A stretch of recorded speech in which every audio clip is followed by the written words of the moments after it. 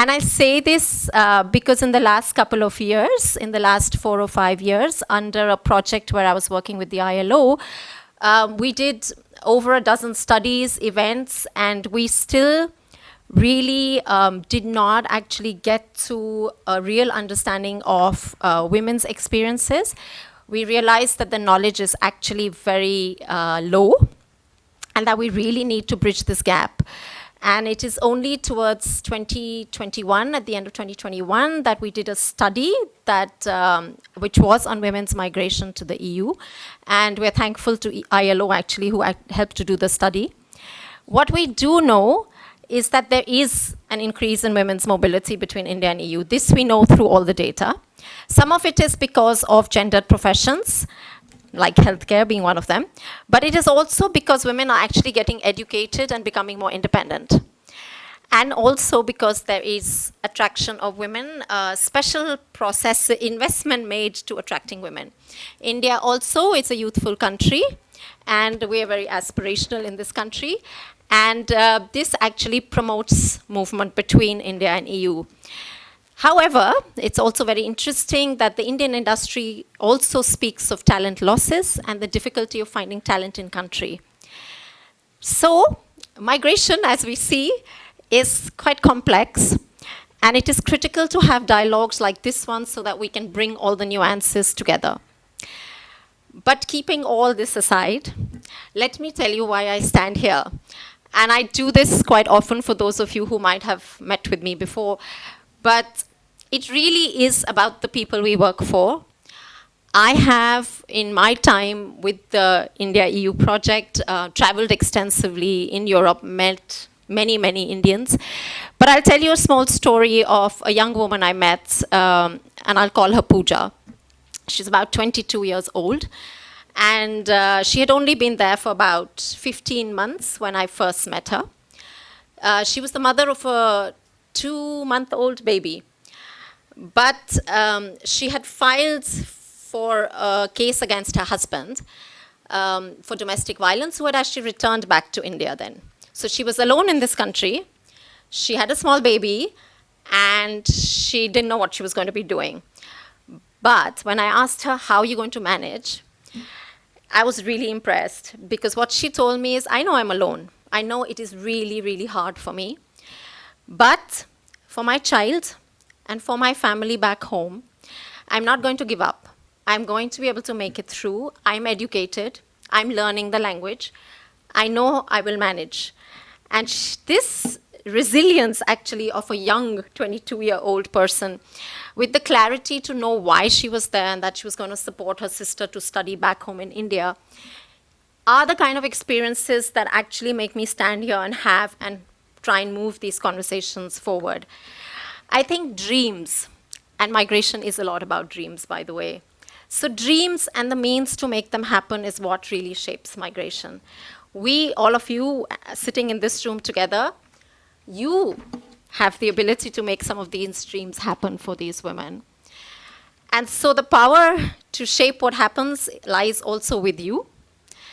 And so I think that if we can all work together through well thought out migration process, we may help many such women to actually be able to transition from being here and there and being our ambassadors in the future. From there is where I come. And with that, I would like to invite our dignitaries. So please join me on the stage. Excellency Ambassador of EU, Mr. Ugo Augusto, and the Secretary, CPB-OIA, Ministry of External Affairs, Dr. Saeed. Please. Yes, please.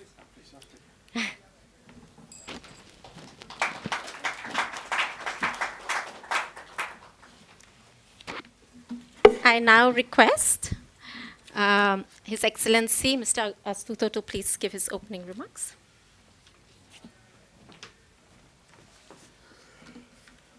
Thank you. Thank you very much, Madam. Dear Secretary, ladies and gentlemen, thank you very much for coming. And I would like to thank in particular Mrs. Sharma for indeed a very thoughtful introduction, really spot on. It's a complex issue. but it's an issue which really deals with the people. Today's seminar is at the intersection of two topical issues for both India and the European Union, so migration and gender issues. So migration is for the European Union a constitutive element, because as of today we have an average of 7% of the total population living in the European Union born outside the European Union, with some member states much more, others less. That's the average. And half of this population is composed by women and girls who come to work, to study, to reunite with the families, sometimes seeking protection. Now, so far, I think it's fair to say we don't really have a gender perspective on migration, or only little of it, and it's needed. We all know that asylum and integration policy without a gender perspective risk having a detrimental effect on women and men also on the move. For instance, women migrants do face gender-specific challenges in the labor market. They are more likely to be unemployed or to work in the formal economy with less protections, or be employed in low-paid jobs. Women migrants are also vulnerable to gender-based violence. And those who depend on their husbands, on their spouses for residence permits may not report about abuses for fear of losing their right to stay. But conversely, we also have to recognize that the migration, when voluntary, it can also be empowering. It may stimulate change, both in the sending and in the receiving societies.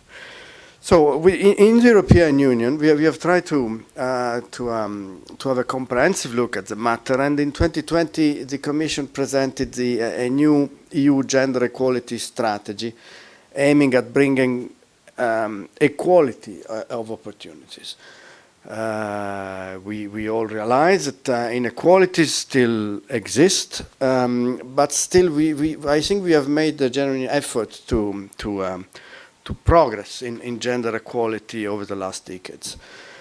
And today there is a higher number of women in the labor market, and better education opportunities, better training. And how did we achieve that? Well, it's a mix. It's a mix of legislation, gender mainstreaming, and specific ad hoc measures for the advancement of women. So this means that women's employment rate in the EU is higher today than ever before in historical records, but still many women experience barriers in joining and in remaining in the labor market.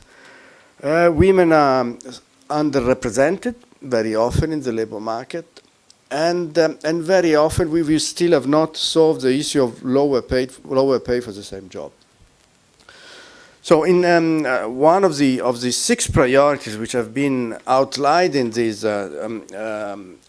EU gender equality strategy is about integrating a gender perspective in all EU policies and processes. And this includes, let me quote here, particular attention to be paid to women and girls in the asylum and migration area.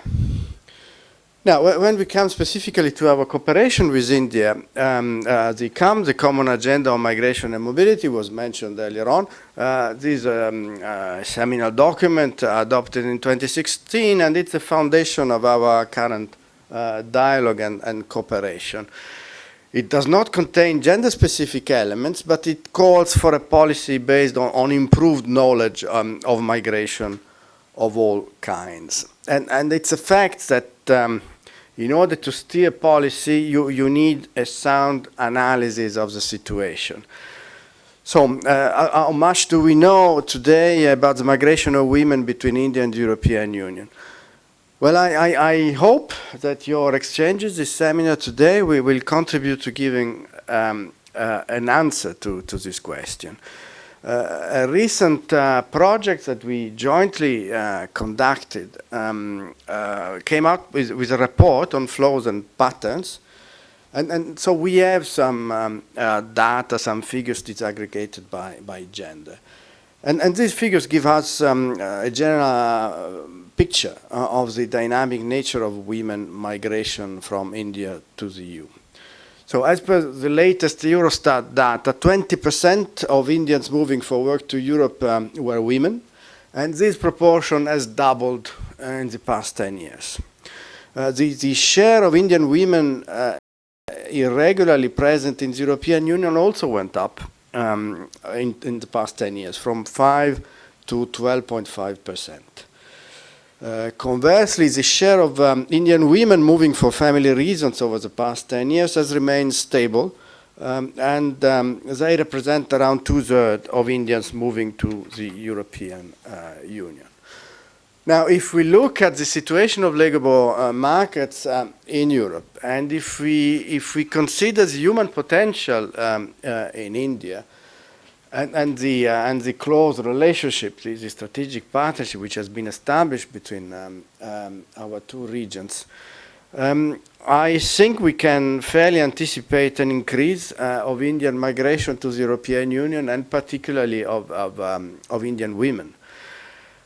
And I think this brings us to the need to work together decisively and collaboratively at all stages on the migration process. And it's particularly important now to assess the facts and figures, the general knowledge we have about women and migration. And we need to look at how we can use this knowledge and how we can contribute to developing a positive narrative and work towards harmonious and inclusive societies. So as Mrs. Sharma said earlier, it's a complex issue, but it's really about the people. So it's a challenge that you are taking up today, and I'm very happy to wish you all the best. And I look forward to hearing about the outcome of your discussion. Thank you very much.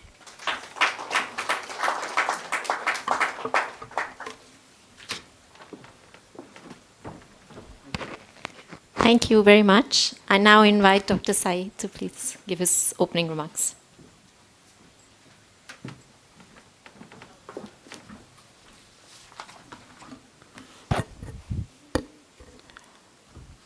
Ambassador Ugo Astuto, distinguished guests, ladies and gentlemen, I am very happy to be part of this very important India-EU seminar on Indian women's migration to the EU.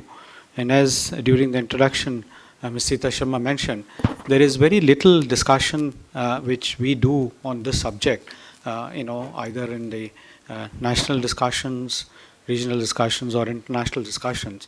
So it is in that context, it is very important that post-pandemic, when we are resuming physical discussions and seminars, one of the first ones under the India-EU Common Agenda on Migration and Mobility, this is the seminar which we are doing.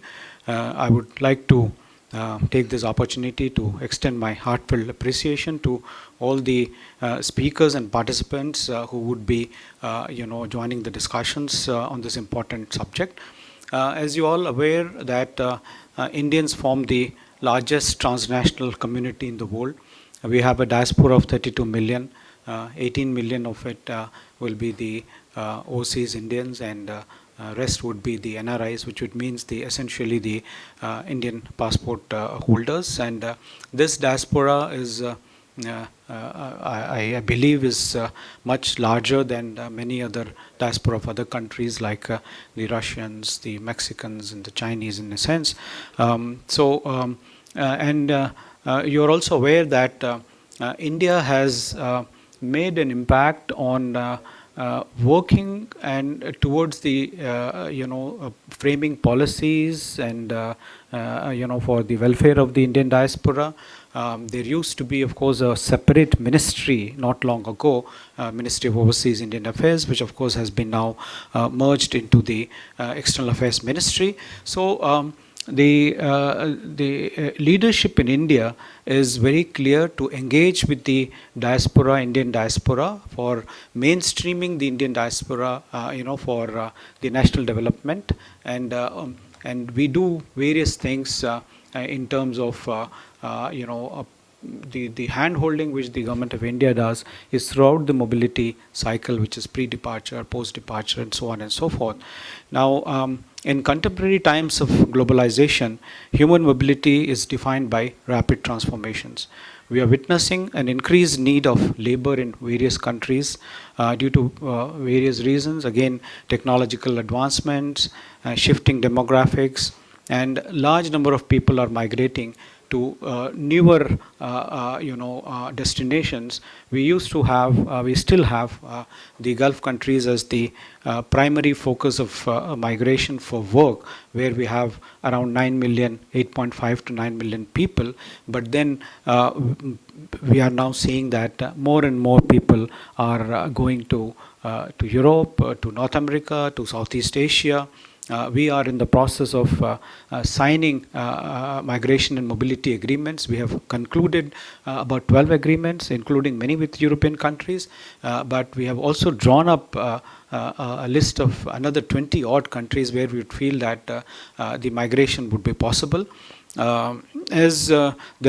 know that as the world population is aging, we do have certain demographic advantage in India, and there is also a gender-specific demand for migrant workers, especially, of course, in the care-related work in high-income countries. That is where women are in demand, and women, I believe, now constitute about 48% of the total migrants which are there, in many countries in Europe and North America. There used to be a time when the migration of women was only as spouses, mothers, sisters, or other family members, but now more and more, as was mentioned, because of the education, because of awareness, more and more people are now going for study, research work, and even entrepreneurship. And many women entrepreneurs have created name for themselves in niche markets. And niche areas, and I'm very happy that their progress has been recognized in the countries where they have, the countries where they chose to stay, but also, of course, globally. Europe is a very favored destination for much of our migrants, and a large number of Indian migrants are there in European countries such as Netherlands, Italy, Germany, France, and Spain, as well as in Switzerland. No wonder our focus also as part of our these agreements has been Europe, and India has strategically emerged as a major source country for skilled migrant workers, and we see this pattern being active for foreseeable future. What we are trying to project at a country level is to make India as the skill capital of the world. So wherever there is any demand for workforce, one of the countries which countries across the world should look at is India for whatever categories, not just the blue collar, which has been the traditional strength, but also the highly technically qualified people. Interestingly, I read that the number of female migrants has grown more rapidly than the male migrants in both Europe and North America in the past decade. So, which is a very healthy trend, and it also goes to say that the migration is slowly but certainly seeing the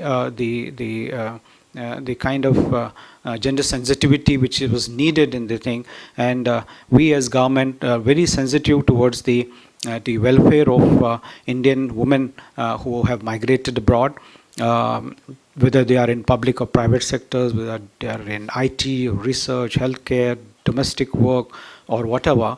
We know that the women have made, have displayed remarkable skills in all these professions, and I was also informed that 18% of our migrant flows for employment from India and Europe has been there in 2019, and this trend is also perhaps post-pandemic. We expect the numbers to also increase.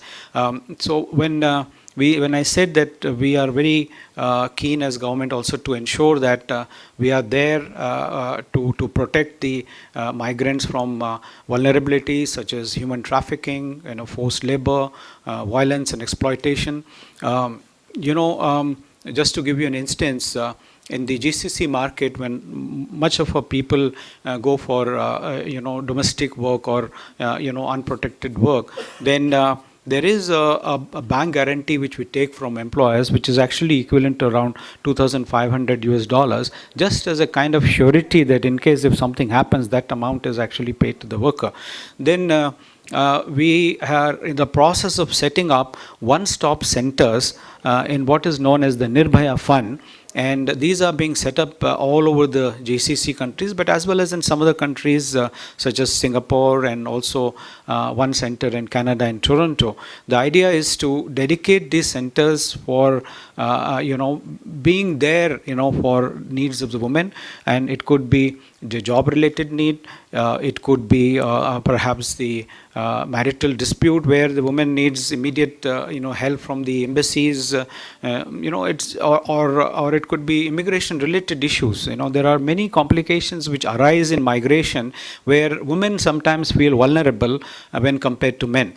Ms. Sita was narrating a very emotional story of a woman.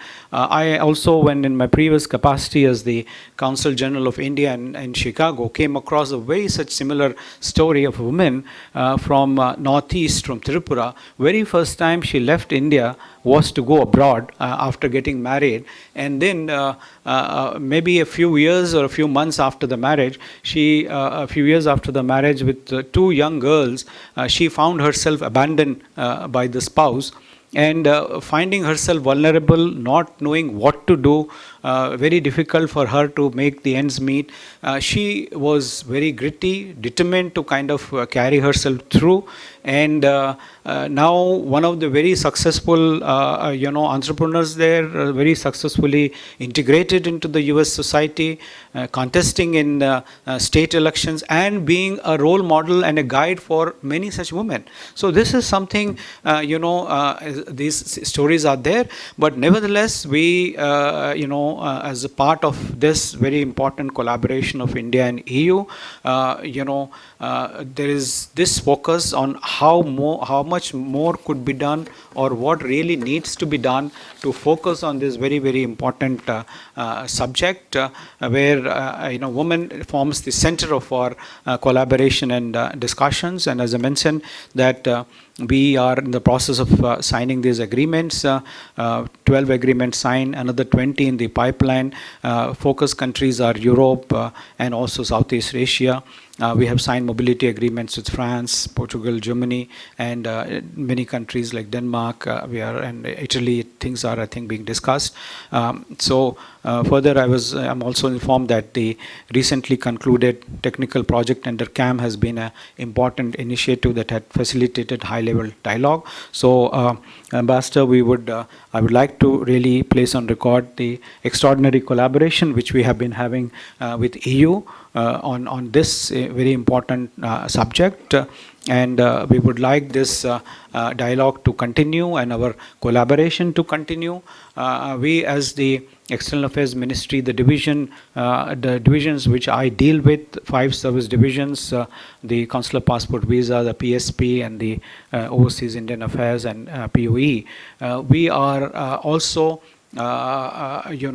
engaging with the state governments as part of our outreach, trying to work together with them in terms of skill enhancement, skill development, orientation of people who are going abroad, so that the diaspora of that particular state is well looked after.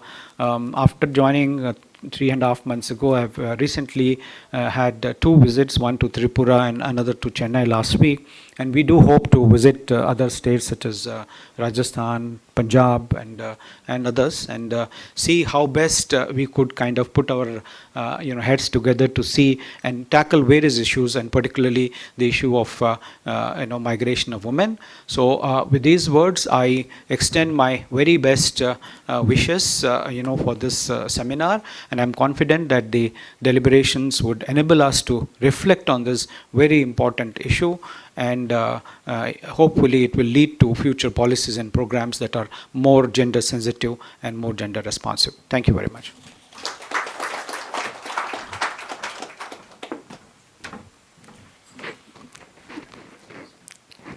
Thank you very much. I must say, I think we are very well poised with both EU and India matching very well in what they are going to be taking forward. And it's been really, I think we can see how the two sides are getting more and more aligned, and we'll be able to take this forward in terms of looking at gender issues and also looking at how Indian side works with diaspora and strengthens that as well. So thank you so much. It has been really, really great to open it with this and to understand that there is so much that can be done when we work together. So thank you very much. Please give a round of applause to our dignitaries. I would request you to please step down.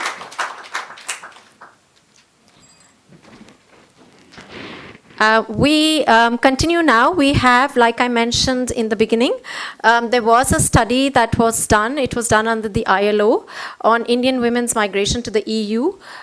We should have with us Dr. Parvati. Is she online? Sorry, this is, do we have her online? Do we have Dr. Parvati online?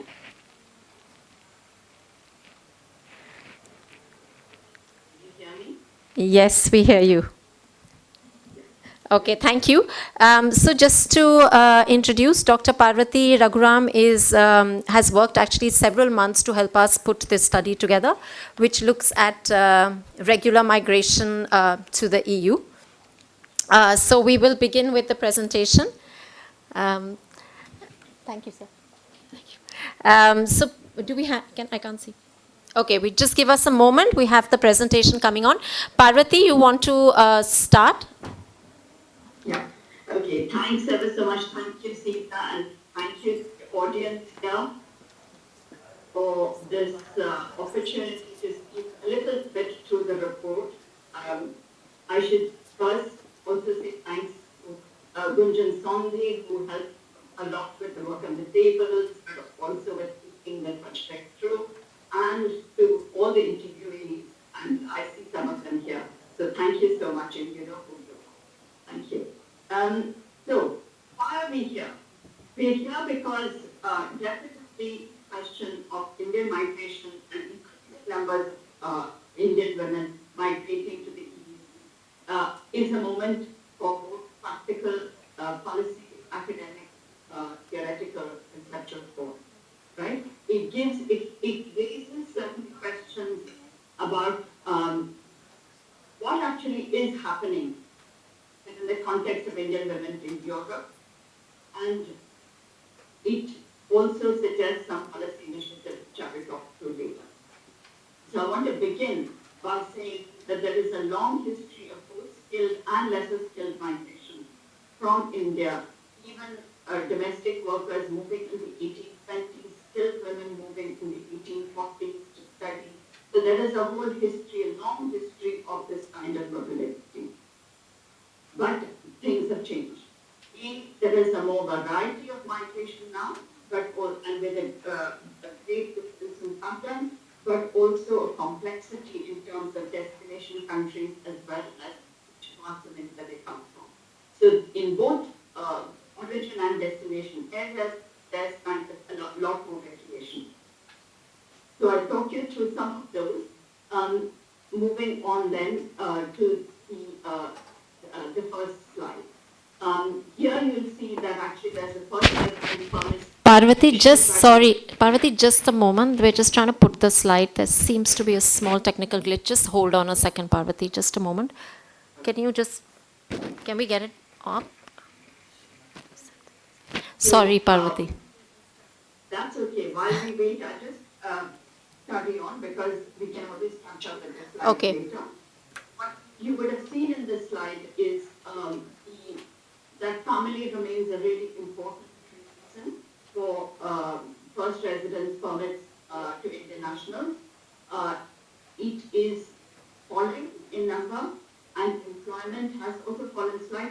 2019 growing 2018 it was much higher.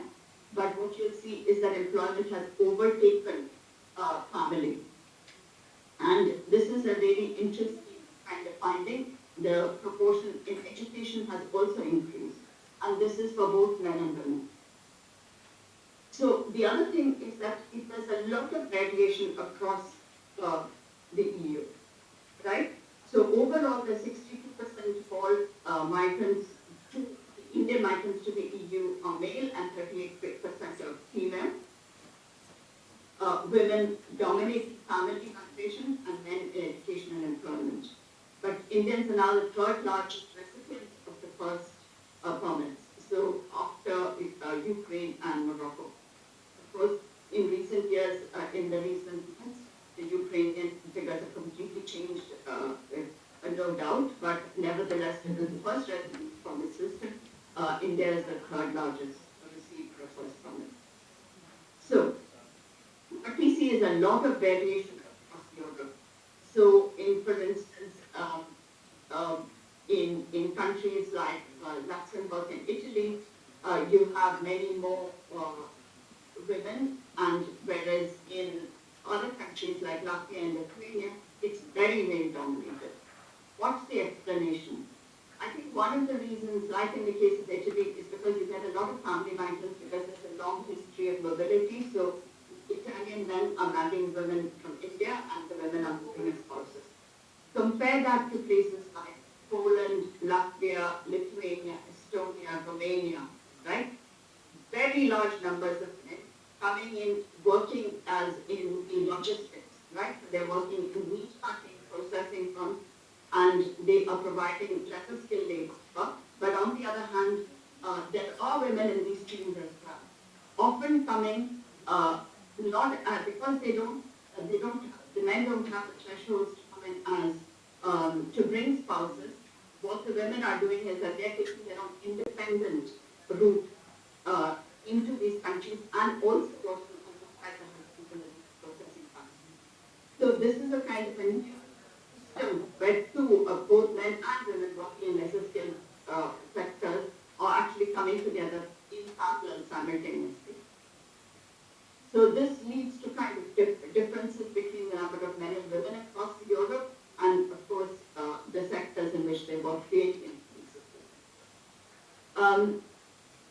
There is a diversity of sectors, of course, but I think what's important is not to stay with the kind of details of what the Eurostat will give, but to look at the experiential policies and to look for what are the new and emerging patterns, and that's how I have structured the rest of this talk. So definitely there is in the next slide, which is slide 4, and I'm not sure whether you can see that now, but if you can, then what you would see is there are sectors where migrants are entering for reasons of employment, such as IT, medicine, nursing, researchers, caregiving, domestic work.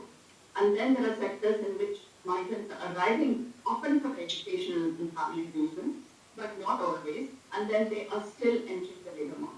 So really important is to look at the pathways of family migrants into employment as well. Across these, and in the next slide, you will see, staying with the slide, I want to give you a few snapshots of what's happening in some of these sectors. So the first is IT. And I'll give you just little case studies. One of them is in IT, what's happening is a lot of nearshoring in countries like Poland. And women are coming in as spouses of men. There's a lot of Indian investment of IT firms into Poland. So you get, companies like TCS, Wipro have all got offices in places like Krakow, and there's a lot of immigration as a result.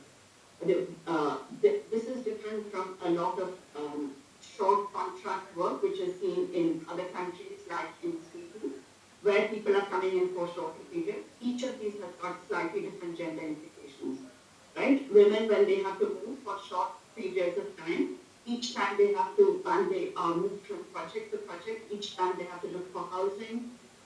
These have implications for safety, and one of the findings would be, and policy recommendations would be, that IT firms need to think in advance of providing safe housing and also practices where their mobility within countries is supported.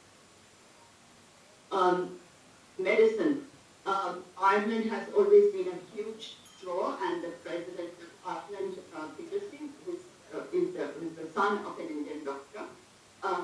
He is, but new countries like Germany very much emerging in sharp rises in the number, sharp growth in the number of doctors coming into countries like Germany. The issues there are particularly of language, but actually there is a very strong language requirement before migration, which in part mediates this, though access to work and then further progression, and how that plays out needs monitoring. There is de-skilling of doctors, extent de-skilling in countries like Ireland, with a lot of people being employed in sub-consultant positions because of their country of qualification, which is India. Nursing. Poor wages in India is one of the big drivers, and this might be something for the industry to consider. Are we becoming a country where we are exporting nurses in the Filipino style, or are we going to be looking at the redistribution of nurses within the country to meet health targets? And what does that require in terms of poor wages, but also things like safety in places like Punjab, which is a new and emerging source stage for these nurses. Within the EU, we largely work in the private sector. They're in lower paid jobs, and there is again extant de-skilling. Where they are for instance, in Ireland, they tend to be in jobs which are like state-enrolled nurses equivalent, rather than in career. Researchers, there's a lot of doctoral, postdoctoral researchers. The interesting thing about this, which I found really fascinating, is that in areas like chemical engineering, there are a lot of women in India doing, quite a few women in India doing things like chemical engineering. But then when they come to the job market, actually it's very difficult for women to work on the factory floor. So what you need is something to assist the women to have those kinds of jobs in the country.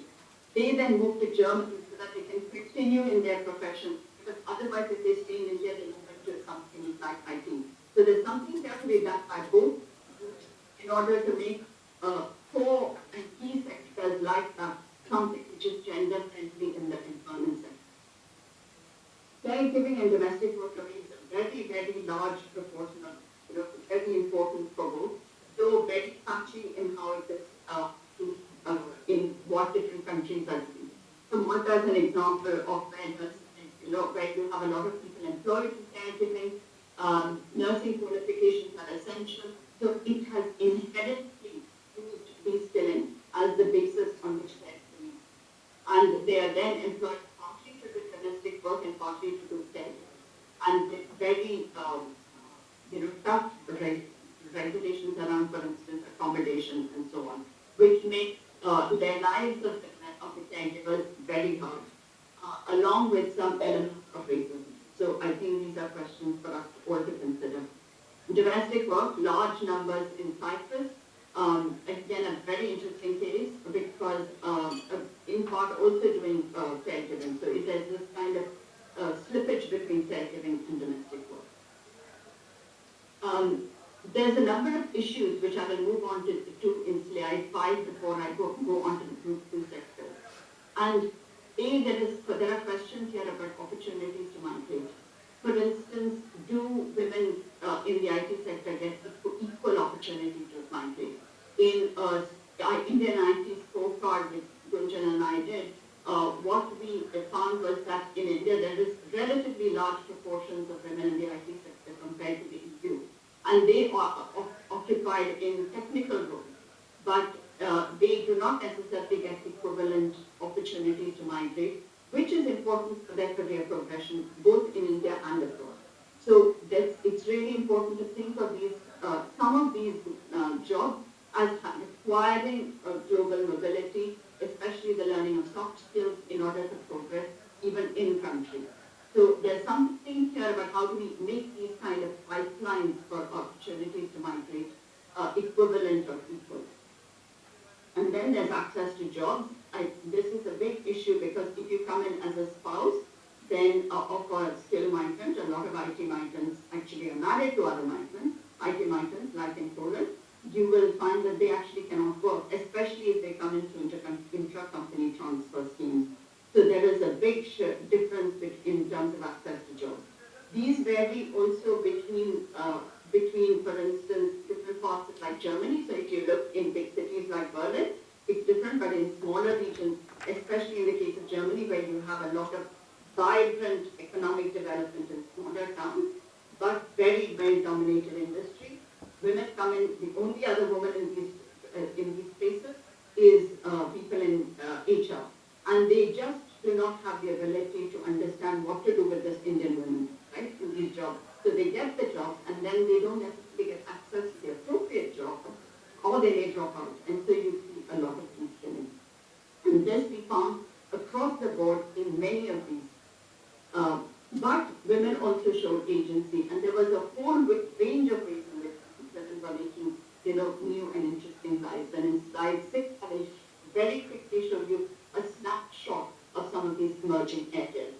In Italy, we found young mothers who find out about jobs in the manufacturing sector on the playground as they drop their children off. And then they hear about it from other women who are already working there, and that gives them confidence, so they try it out, and they stay with it. And maybe one of the lessons to take away is the need for having short apprenticeship kind of positions where people can try out a particular kind of job when it is really way out of their kind of imagination of what work would look like. In Spain, we found women who run businesses with their husbands remitting money to India. So lots of co-owned businesses and small enterprises, which is a really interesting area in the context of economic growth and in Europe. In Poland, we found wide variety workers who are teaching yoga and dance to the local population, as well as providing niche services for other Indian women because they couldn't work in the IT sector because they came in as part of the intercompany transfer. In France, we found language assistants who teach English, and this is a really interesting thing that actually people from India are now teaching English in Europe. And the requirements for that is so the paper goes into details about that. Germany, we found cultural translators mediating between the German government and asylum seekers from Afghanistan and Pakistan because the Indians were able to speak Hindi, which is so similar to Urdu, which Pakistanis and some Afghanistanis could understand. And the paper goes into a lot more detail about why this works for the German government and the ways in which this operates. Germany, Romania, and Malta are also recruiting into the hospitality. Parvati, can I request So you you to, see here sorry, a variety and a plethora of examples and of how women are working, and they continue to work, finding new opportunities for employment in Europe.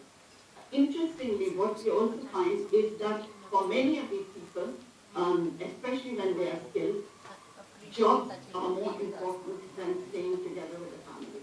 So they will follow they will follow their career path and stay in separate countries, or they will migrate to the US.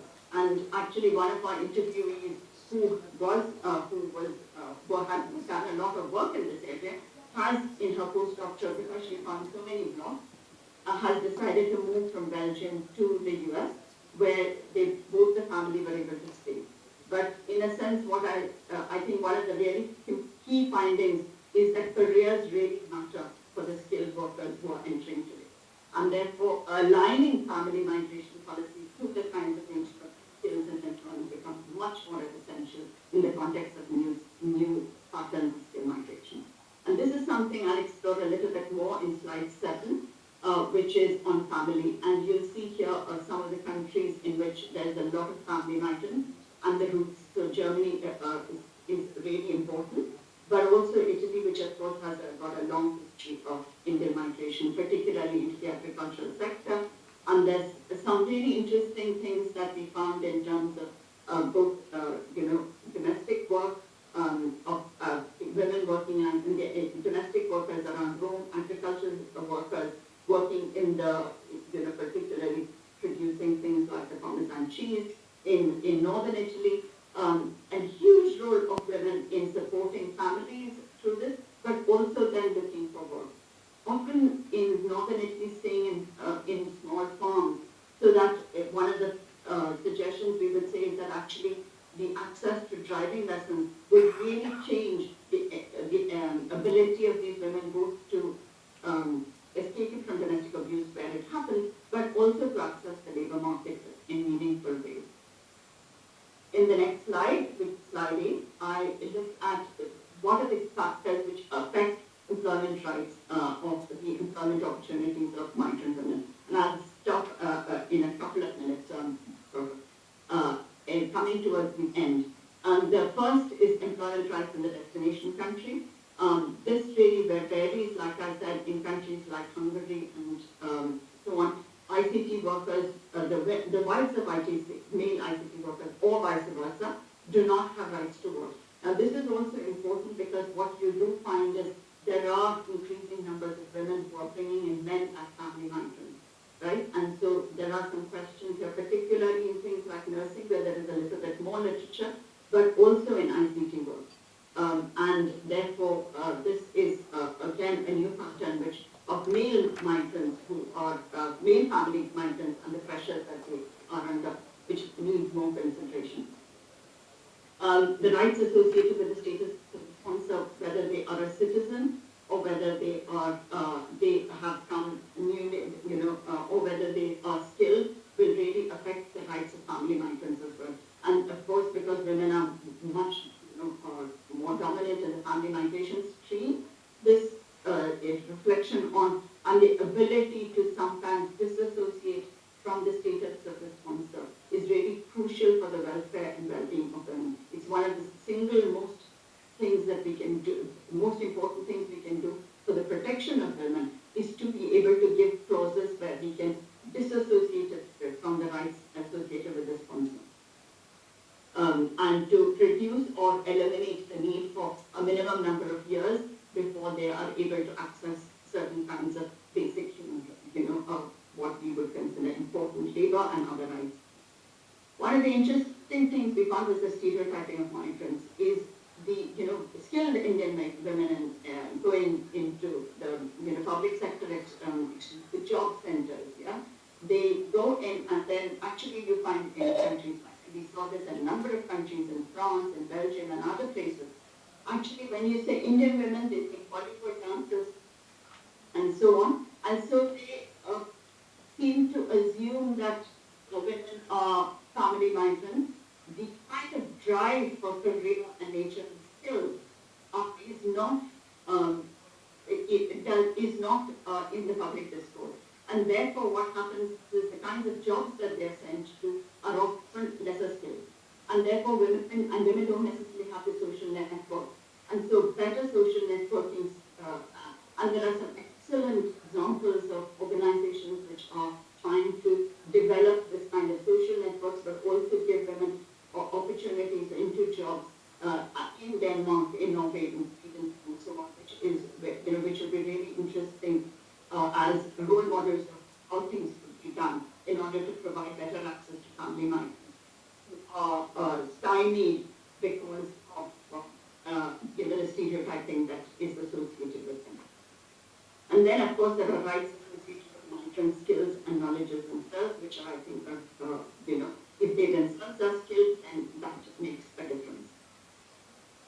The final thing is international students from India. India is a very large sender of students.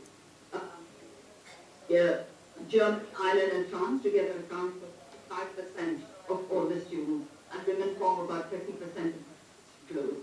I think one of the crucial takeaways here is study transition and the extent to which that is enabled in order to allow them to make good use, but also the ways in which gender plays out within education systems and in career transitions in the doctoral, postdoctoral, in that stream.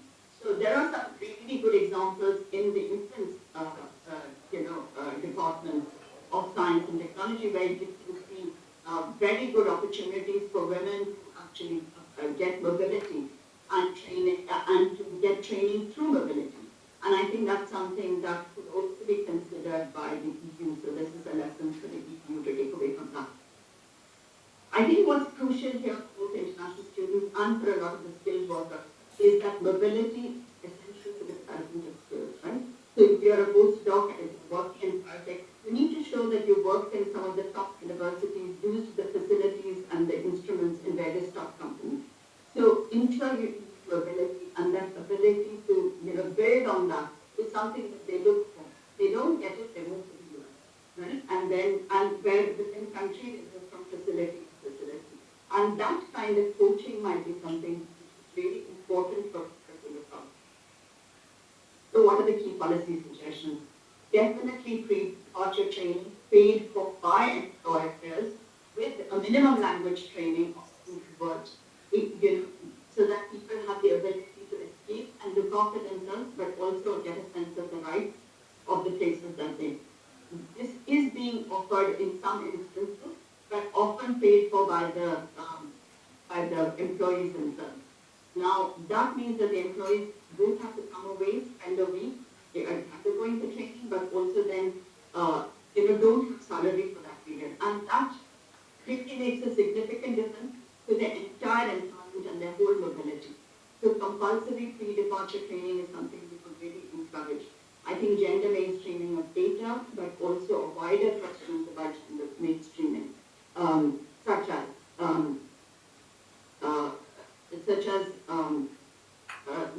thinking about how do people understand the role of women in sectors like the IT, where where it is not necessarily common for women in the European Union to play a full kind of role. So how do we kind of get past those kinds of stereotypes and recognize that actually women can be a part of it? The portability of skills and qualifications is a huge issue for everybody because there is trans skilling, but also portability of rights between and within countries, between India and the EU and PDQ. And finally, more granular gender data.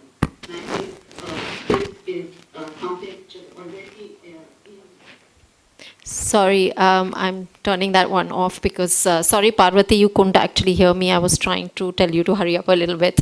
Sorry, but thank you for all of those who did actually, who want more information on this. There is a study. You can actually take a copy if you want one. We will also have it available online, so you can just reach out if you want to. Thank you, Parvati, very much for the work and also for the presentation. Thanks a lot. I would like to now invite Gatha from the India Center for Migration. We are running a bit late, so I'm going to try and rush this a bit for her to take us through to start the technical session.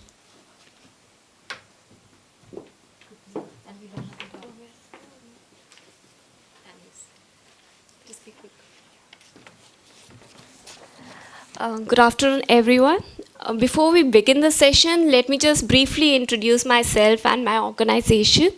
I'm Gatha Nautiyal. I'm from India Center for Migration. ICM, as we know, is a think tank of the Ministry of External Affairs on all matters related to international migration and has been involved in various projects, activities, and studies related to migrants. Some of our interventions have also focused on women migrants. For instance, we have closely worked with ILO on pre-departure orientation and have also developed a handbook. This includes some of the crucial aspects related to women migrants, which could be very useful for them.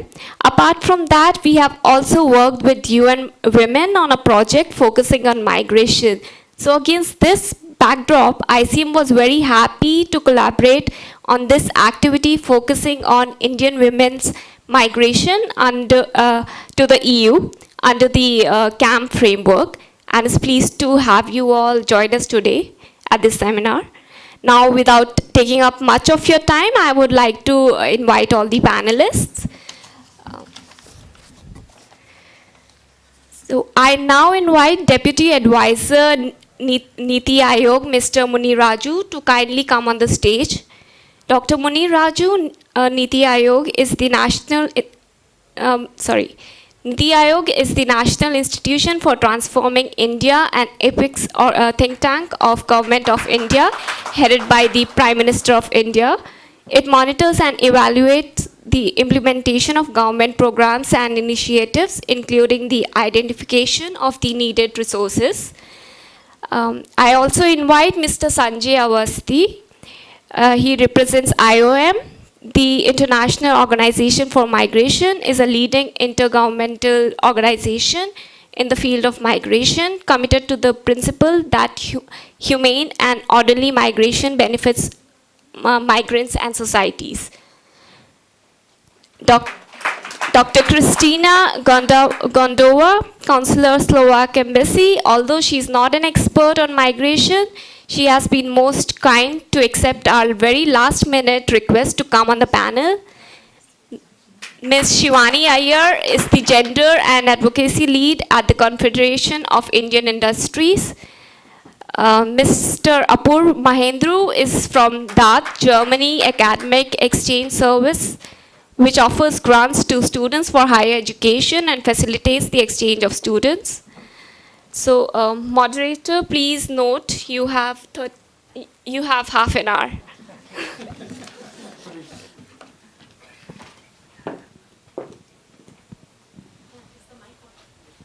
I got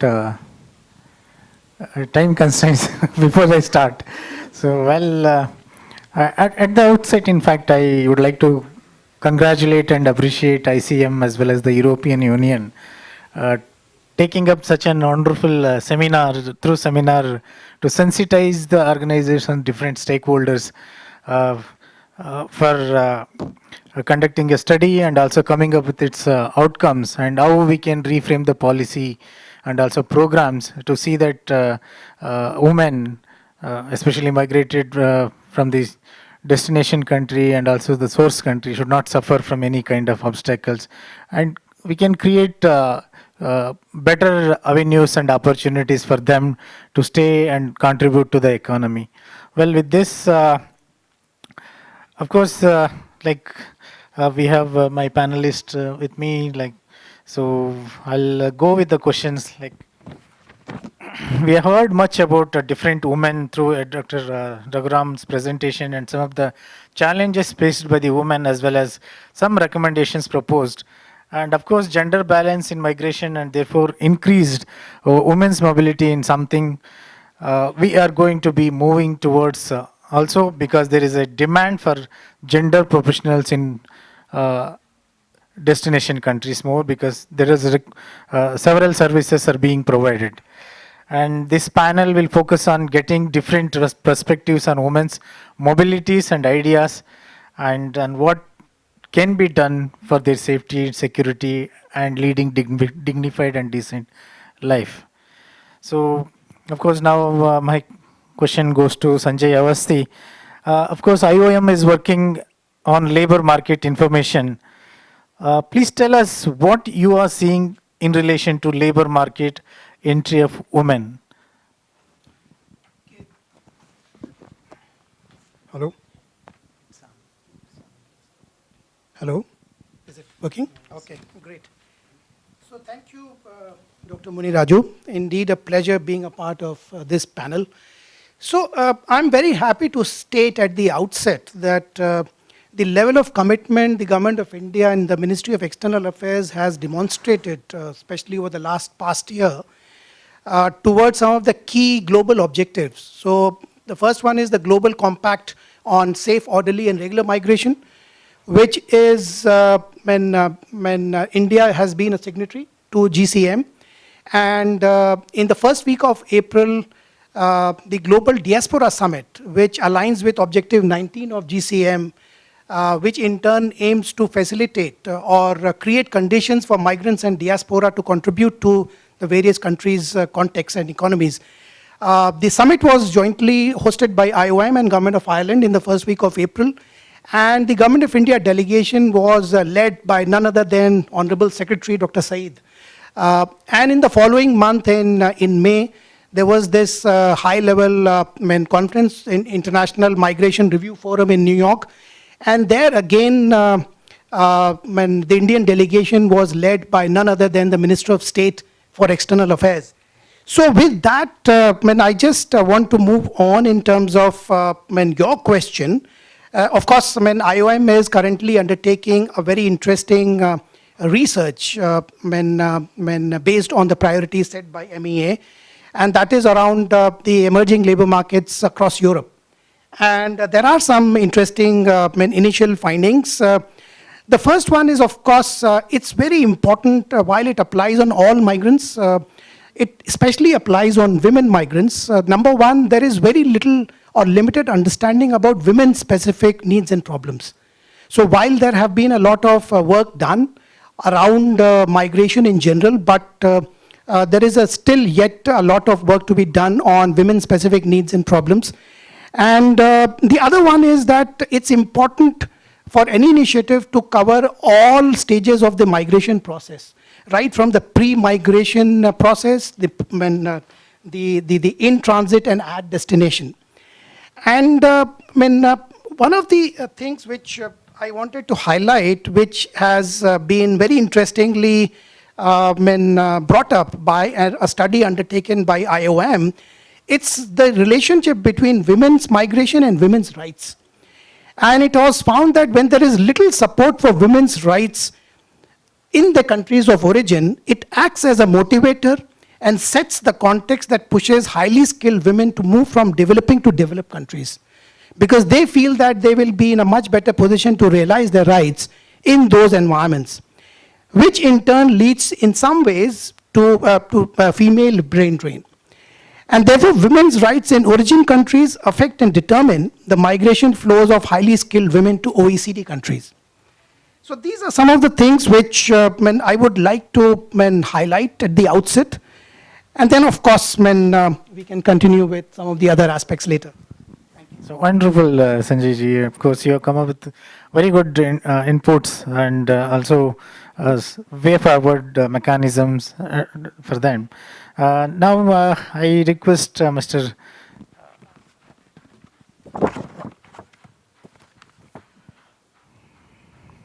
Dr. Christina Gondova. So the question to you is like, what is your opinion on the trends for women migrant workforce in future?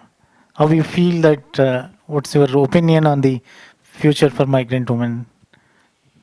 Thank you. So, from our point of view, or from point of view as a council in the European Union country, we see a rise in the numbers of the high skilled women who are applying for ICTs or employment purposes.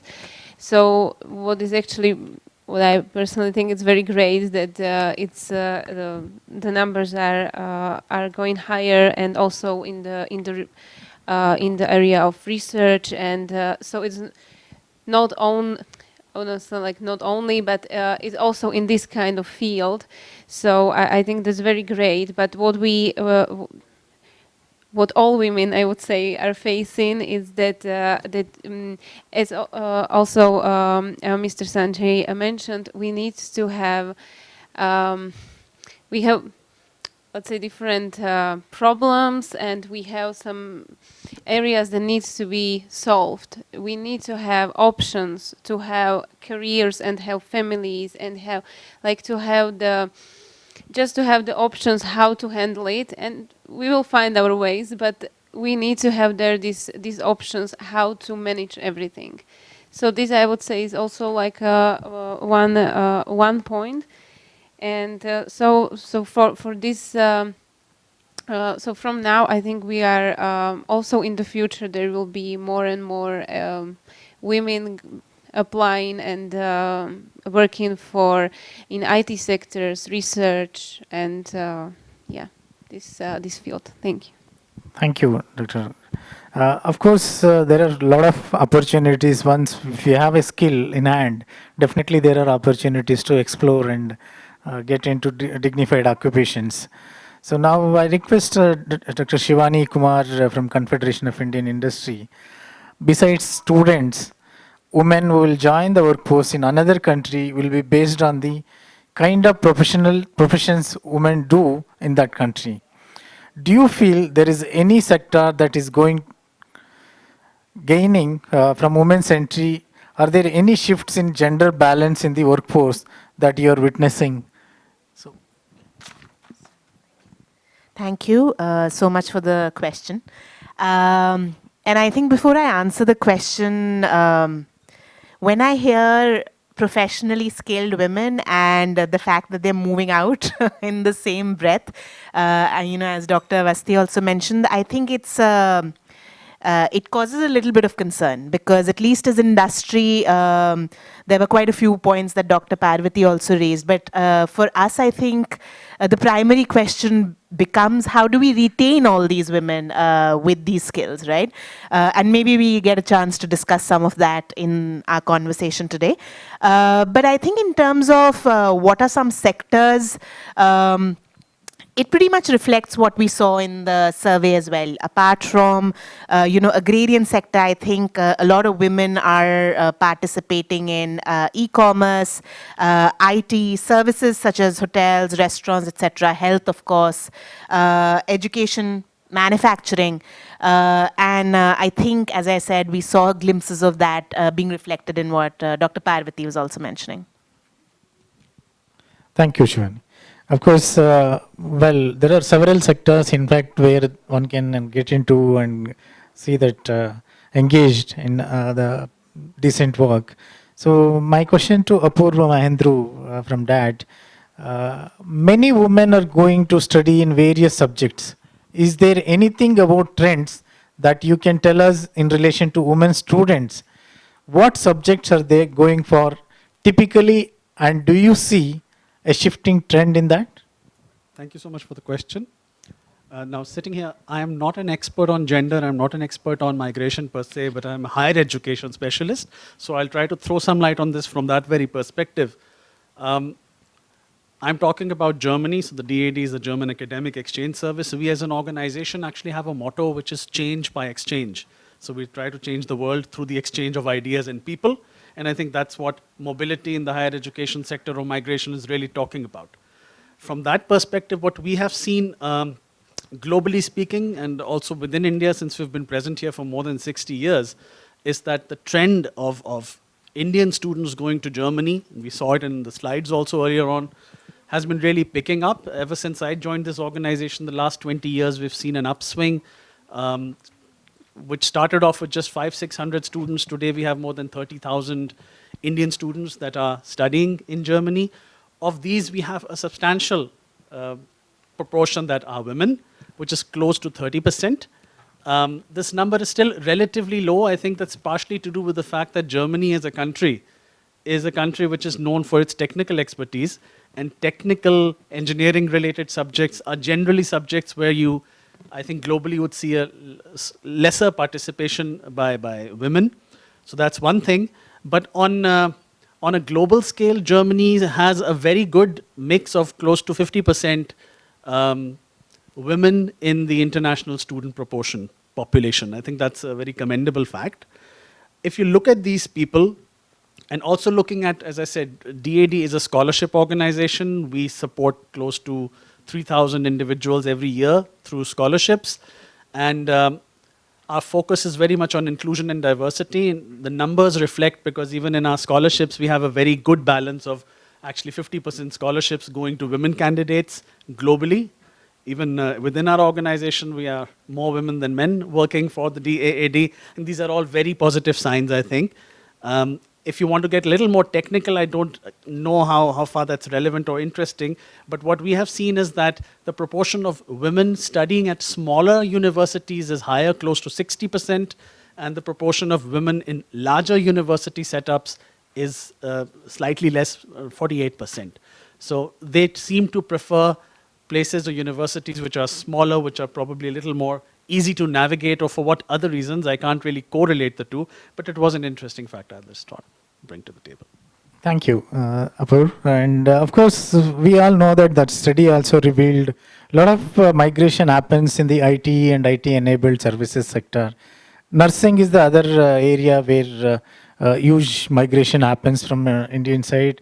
And well, that some of the dependent women are engaged in some kind of teaching yoga and also dances. That's the other areas where women from developing world are engaged in the European unions. And of course, education is one of the sector where the huge migration happens, because wherever we are also noticing in Niti Aayog, we have a priority to the professionals who are coming from with overseas education. Similarly, other ministries also explore such kind of opportunities. Those who are coming from degrees, master's degrees, or the PhD degrees from overseas are prioritized in the employment opportunities in Indian and developing countries, because they may bring some kind of new exposure, new technologies, new knowledge to India, and see that the sectors are grown. The research activities, the another area where we can see that a lot of professionals are engaged in some kind of research, like maximum percentage of the students going for the research studies we have noticed. And of course, hospitality sector, where we can see a lot of employees, professionals are going to Italy and other developed countries for providing hospitality services.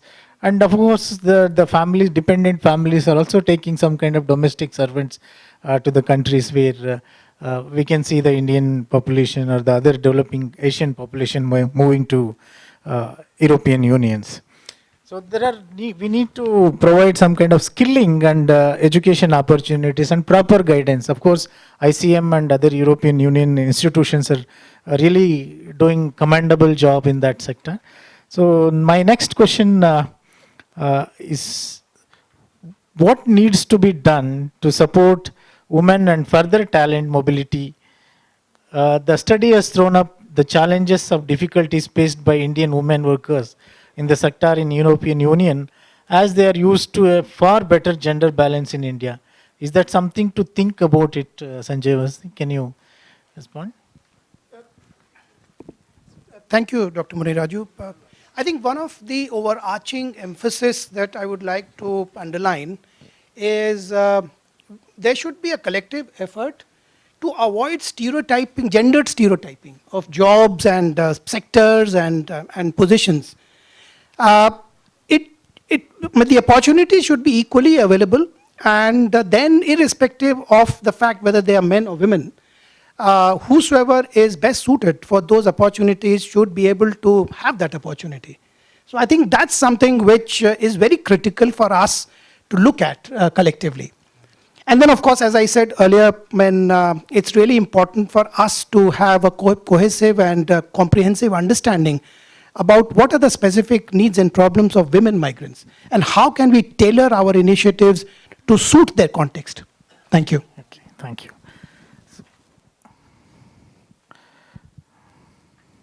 So my next question to, again, Apur. So what are some of the specific efforts in this area that are being undertaken to support women especially, or any suggestions for what can be undertaken to bring more women to avail these opportunities which are DAD or any other organizations providing from the European Union?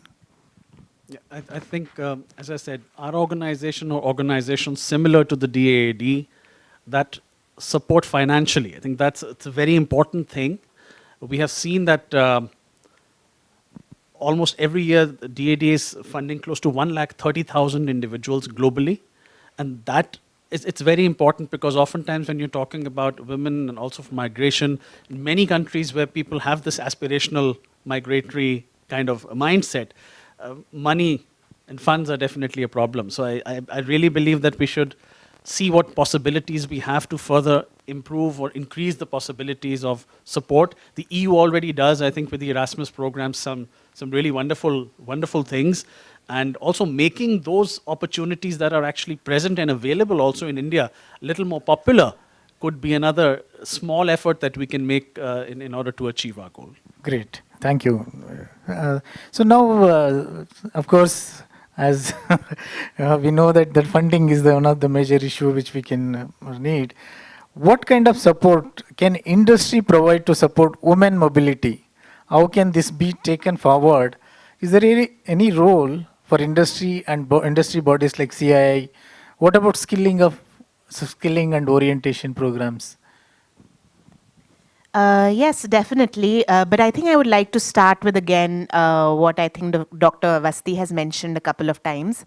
Through all our work with women professional women in India, I think something that we have found particularly useful is actually having a conversation with them around what is it that they want, right? Because we know that there are a gamut of challenges, right? So language, lack of social networks, stereotyping, etc., etc. So out of this, we also heard a lot of stories of resilience, right? Sita started with some, Secretary Saab mentioned some. So in all of this, where do the women really see industry stepping in? Is, I think, a useful set of conversations that even industry bodies like CII should have. And the reason why I say that is that very often, it is small tweaks within the workspace, small tweaks within workplace policies that make a lot of difference to the experience that the professional woman is having. And I think those are things that if we come to here, industry is probably in a better position to respond in a more pointed manner as opposed to just sort of flapping around. Skilling, of course. I mean, I think, as I say, understanding, what is the aspiration that the woman is joining a particular industry with? And then how does the industry actually see that professional? So having this two-way conversation to understand both supply and demand, for the lack of any better terminology, and then providing skills that are relevant to the industry, right? So that you don't think the women aren't shooting in the dark and the industry isn't really taking up either underemploying them or employing them in professions that don't match their skill levels. I think another thing that we have done, we've seen work well, is actually create platforms for women to speak with each other, right? So sharing of knowledge, orientation, what really happens there, what is really in store for them, how do you really overcome some of these challenges which are going to happen irrespective of, however much pre-migration preparation we do and so on and so forth, is something that I think can also be facilitated either with industry help or, with the EU or with the consulates and so on and so forth. And I would sort of, wrap up my comments with saying that I still think that we should all try and develop some sort of circular mobility as opposed to, they went and they never came back, because then that's a loss of skills for us as an economy, and obviously then, as an industry, that would be something that we should ideally actually hope to prevent as opposed to, push the women away from us. Thank you. Once again, adding to Shivani ji's comment, I just wanted to highlight a very interesting aspect which has emerged from several studies, including those done by IOM and especially in the OECD countries, that women migrants tend to set aside a larger proportion of their income for remittances, which goes back to their families. And that, it helps them to contribute to their families much more significantly, but at the same time, it leaves them with much less financial resources for themselves. So it's actually a very difficult situation, but at the same time, the positive aspect is that women migrants are certainly playing a very positive role in terms of their contribution to their own society as well as the economy. Well, it is an added point. Of course, Honorable Prime Minister has visualized that India can achieve 5 trillion economy. This is one area where we can see that women's contribution to the economic growth is really huge. And so now my question to Dr. Christine. So we know migration from India tends to be male-led in many cases. Are there any active steps where European Union or your organizations can take to support women's mobility? That's a very interesting question. I would say yes. There of course there is a lot of steps what could be and needs to be taken to support, and there is a lot of areas where women could be an asset. Like it's everywhere in all societies, everywhere. Women have their position there, and it needs to be heard, and it needs to be and it's very valuable. from just now from top of my head, yeah, there is a, for example, in Slovakia we have a lot of a huge problem currently with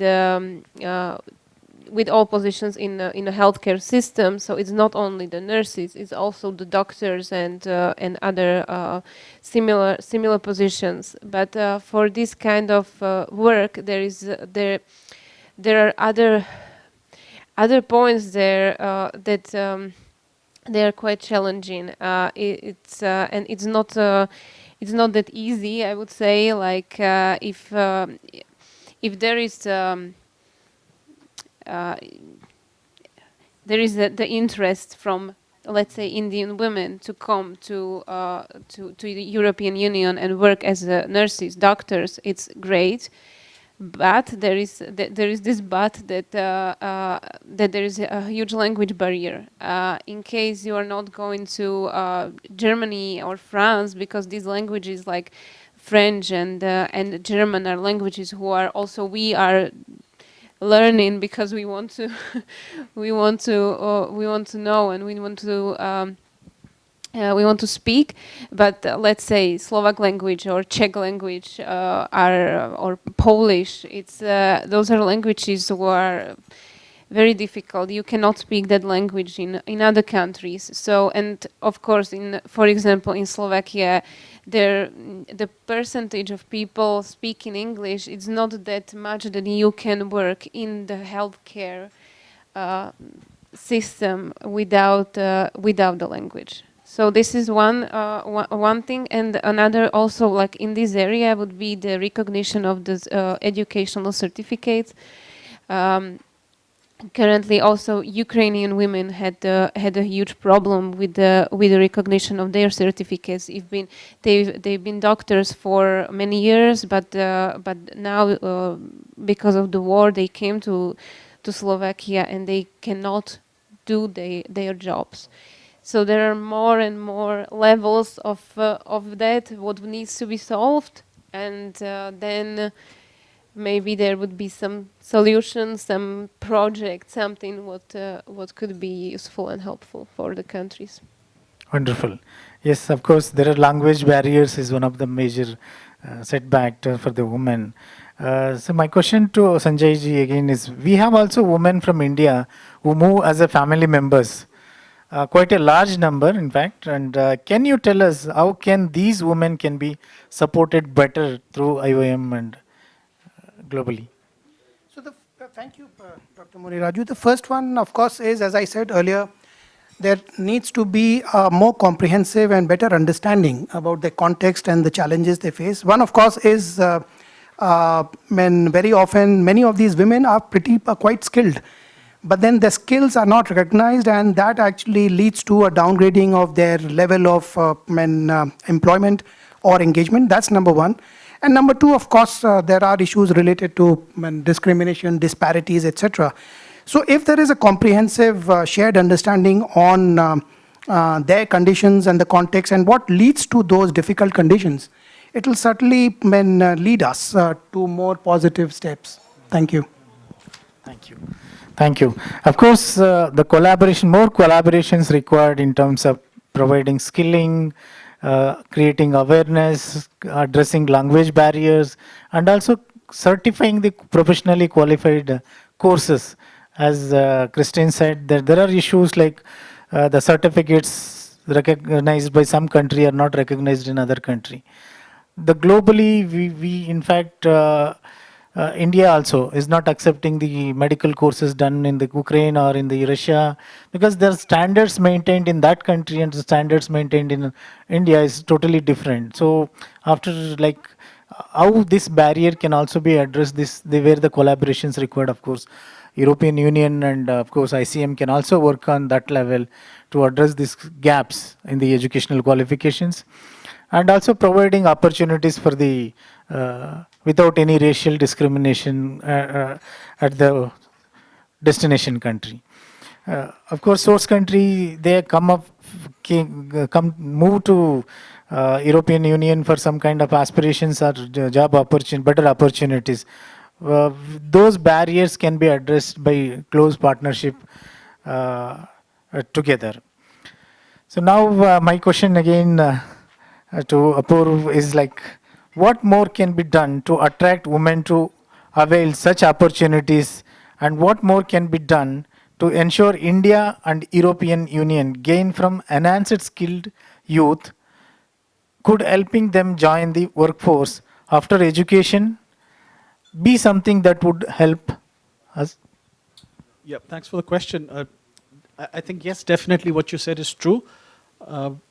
See, going to a country is not a decision you take on the spur of the moment. It's a very well thought through, long thought through decision. So I think exposing women, exposing people to culture of a particular place, to the language which is mentioned here often enough, are probably two very important factors. And even though they may not necessarily always lead to migration per se, they will lead to better world understanding.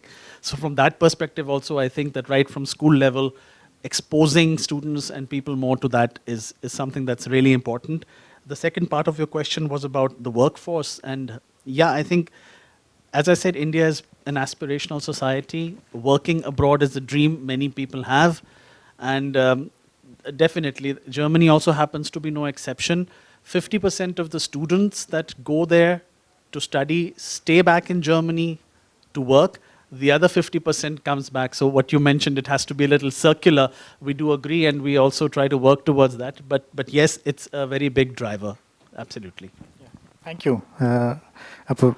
Now my question goes to CII, Confederation of Indian Industries. One of the big issue is the lack of destination labor market knowledge. The skills required and the industry connects with offices in Europe. Is there something that CII can do to bridge this gap?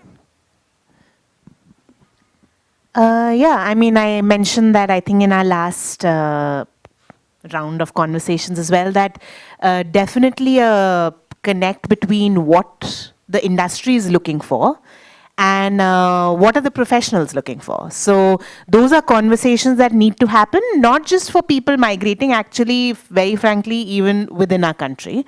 But I think if I might also comment on, the point around collaborations, I think at the risk of repeating myself,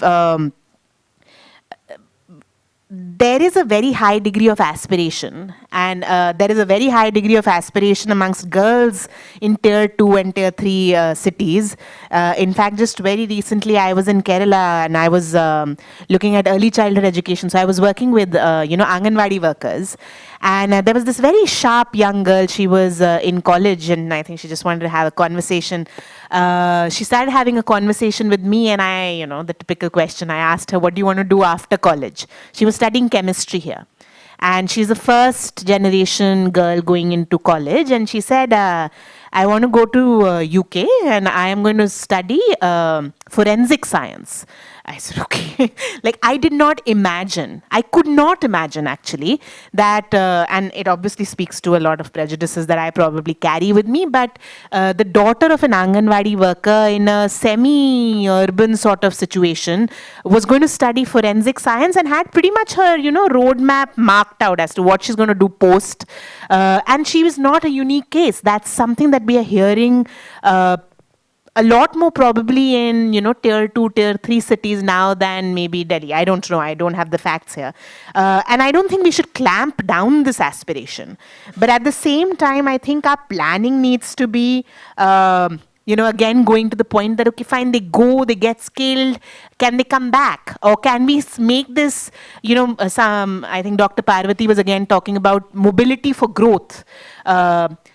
In educational institutions, within industry, how do we sort of create these collaborative channels where people grow and come and learn and go, and there's a circular nature to mobility leading to professional growth of everybody, not just women, but women here because we are speaking about it. I think the other thing that we really need to look on, and again, I think this is a reiteration of a lot that has been mentioned, is that can the data sort of focus on what are the push factors, what are the pull factors, and can policies and programs then work towards addressing the push factors and sort of developing the pull factors within the country as well, right? So, and obviously industry as a major stakeholder has a role to play within this, as do others. I mean, be it EU, be it educational institutions, and so on and so forth. So yes, I think for me as a representative of the industry association, I think the aspiration has to be celebrated. I think our youth bulge has to be, we have to make advantage of it, but not at the cost of sending everybody out and being left, high and dry over here. Thank you. So well said. In fact, we of course we have seen that it is inbuilt in our culture that we accept people and we go without any ambiguities, but with aspirations. We go overseas and we want to learn and we want to contribute also. And many younger generations, whoever going out, they want to settle there. We have seen almost like 60 to 80% of the younger generations who are pursuing the masters or professional degrees overseas from the European Union or from the US or Australia. They want to settle there because they find that place is more accommodative, and also that their contribution to the country's growth is also well, of course, recorded. India is getting huge resources as a destination country. So my question to Christine is, what, in your opinion, could European Union do with India to support women's mobility? Is it skilling? Is it something else? Integration or arrival support? How do you feel? I would say everything. Well, yeah, as I also mentioned before, and maybe I just at first make one quick comment, like to the issue before, like this is also what we are facing in our country. We have a lot of students who are going to foreign countries, who are going to, I don't know, UK, US, Canada, Israel, I don't know, other countries. So we are also facing these issues that there is a huge outflow or very high skill and well-educated people, and they are going more to the West mainly. So I think this is in a lot of countries, and we also are trying to find some projects, like some state projects, how to have these people back and what to offer them to bring their knowledge, to bring their experience. So, but to your question, I think there needs to be taken more steps, or more in this issue. Like also, for example, the before the departure, yeah, there needs to be for sure a lot of information, especially if the women are going on their own. They needs to know what are their rights, what they can do. What is okay, what is not okay, if there is some kind of agent or someone, and because when women are traveling on their own, there is this huge risk that they are vulnerable. There is a huge risk that they will be abused, they will be trafficked, and so on and so on. And I think about this issue we'll talk more in the next panel, but this is like one category. There is another group of measures what needs to be done, of course, like in the integration. So there is there is a lot of to say. Yes, you all should be there. Thank you so much, Christine. And of course, well discussed. There is a need for more data and data sharing, information of markets, industry at source, as well as the destinations, and also collaborations between the government and industry linkages, and creating awareness. As you all rightly said, the awareness is very much required both in the destination as well as the source countries. And integration support, of course, that is very much essential. Skilling and qualification equivalences, balancing, and bilateralism, role of international organizations, especially IOM, can do an important, significant role. Dialogue and collaborative efforts also very much required. Of course, like IT, care services, and students' information is very much required in this sector. Thank you so much once again for all of your invaluable inputs, and there are lot to takeaways in these discussions. Thank you so much. Thank you. I'm making you all run. I'm sorry, we were supposed to have questions, but we're running really late, so we're going to go into the next panel. We can just ask the panelists to come. Gatha, you want to just... Please give a round of applause to this panel. Thank you so much. I'm sorry I rushed you all off, but thank you so much. Sorry, Gatha. Okay, I now invite the panelists for the second session. Moderator Ms. Sita Sharma, Mr. Asholi Chalai, Joint Secretary, National Commission for Women. The National Commission for Women is the national coordination agency for NRI marriages and also works on anti-trafficking issues in coordination with state anti-trafficking cells. Mr. Ajinder Singh, Assistant Inspector General, Non-Resident Indian Affairs, Punjab Police. Dr. Kaura is with him and may add from the floor. Mr. Bisht, Protector of Emigrants, Ministry of External Affairs. The office is responsible for immigrants overseas and also has judicial oversight on recruitment agents. Ms. Mungrefi Shimre, Lead Training and Development, Caritas India. The organization works on return of migrants and anti-trafficking. Mr. Benoit Soverosh, First Counselor, EU Delegation to India. So we will go for about 30 minutes and then take questions. We'll go quick.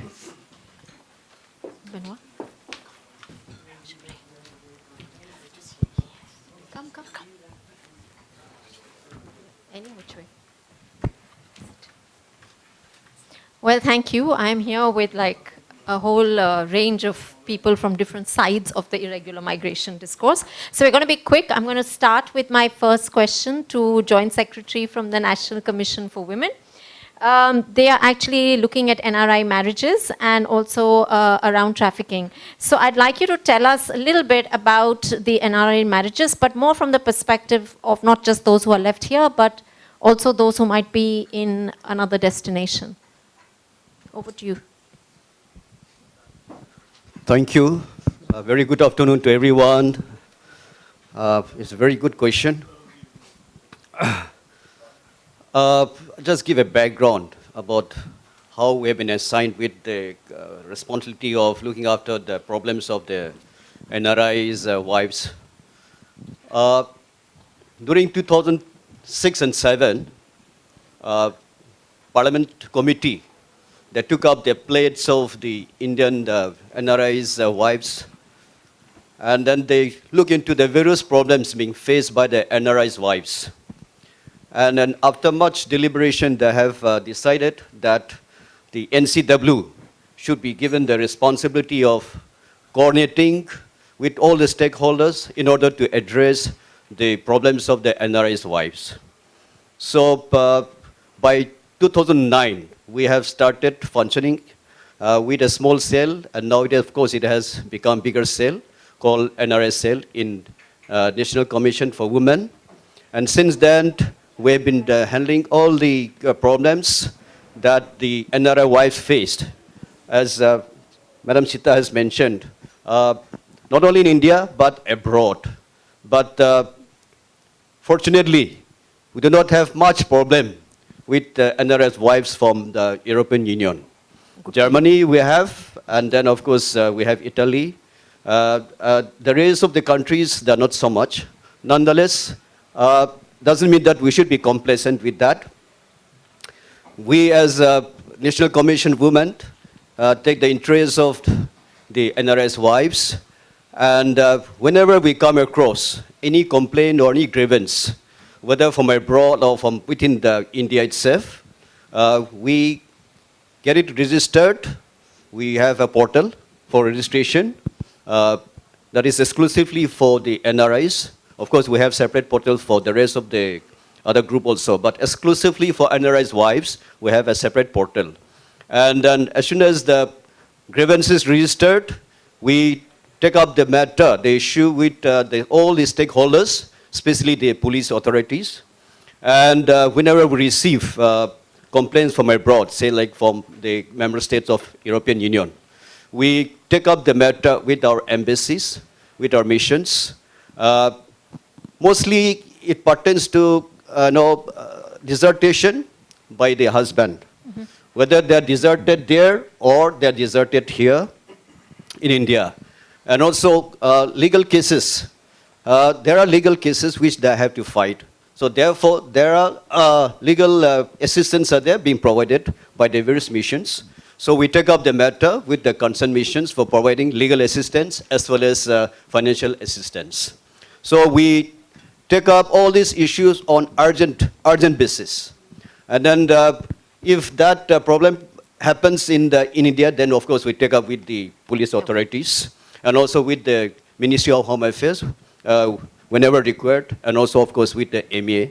So these are the stakeholders with whom we coordinate, and then we take the ATR, action taken report, from all the stakeholders. And after that we further examine and also we share with the aggrieved NRI wives. And in case if they're not satisfied with the ATR report received by the NCW, further we take up the matter with the stakeholders, whether it's the missions abroad or with the police authorities, with the MHA or with the MA. So till the end, we pursue the case. Until they get fully satisfied, we pursue that. And once they say they're satisfied with that, and once, in other words, when their problem is resolved, then we close the matter. Okay, thank you. Thank you. I think that's great to know that we have this and that Europe is not the destination where we have the troubles. So good to know that as well. Well, a little bit, but not so much. Okay, great. I'd like to move to the POE, Mr. Bish, to tell us, we also have this issue of fake student visas. So maybe if you can enlighten us on that a little. Good evening. Before starting on the question which has been put to me, I would like to give some detail about the POE, which is very less known department in the government. Just 2 minutes. I will not be in one breath. Since last 6 years, we have dealt about 10 lakhs people in the ECR countries. 12,000 students in 14 countries have been, we have facilitated them to return back from all parts of world. And around 40,000, 45,000 nurses have been posted under our scrutinized after our scrutinization. And there are so many other things, and we have brought many people back. And since the time is less, I just want to go on the question what she has put to me. The question relates to the fake student visa. It's not the question only of the fake student visa. It's the question that there are some universities which have been opened in EU and in some other developed countries where they in the name of education, they are trying to lure the students in India to go for study, in the name of study, to go there and work there.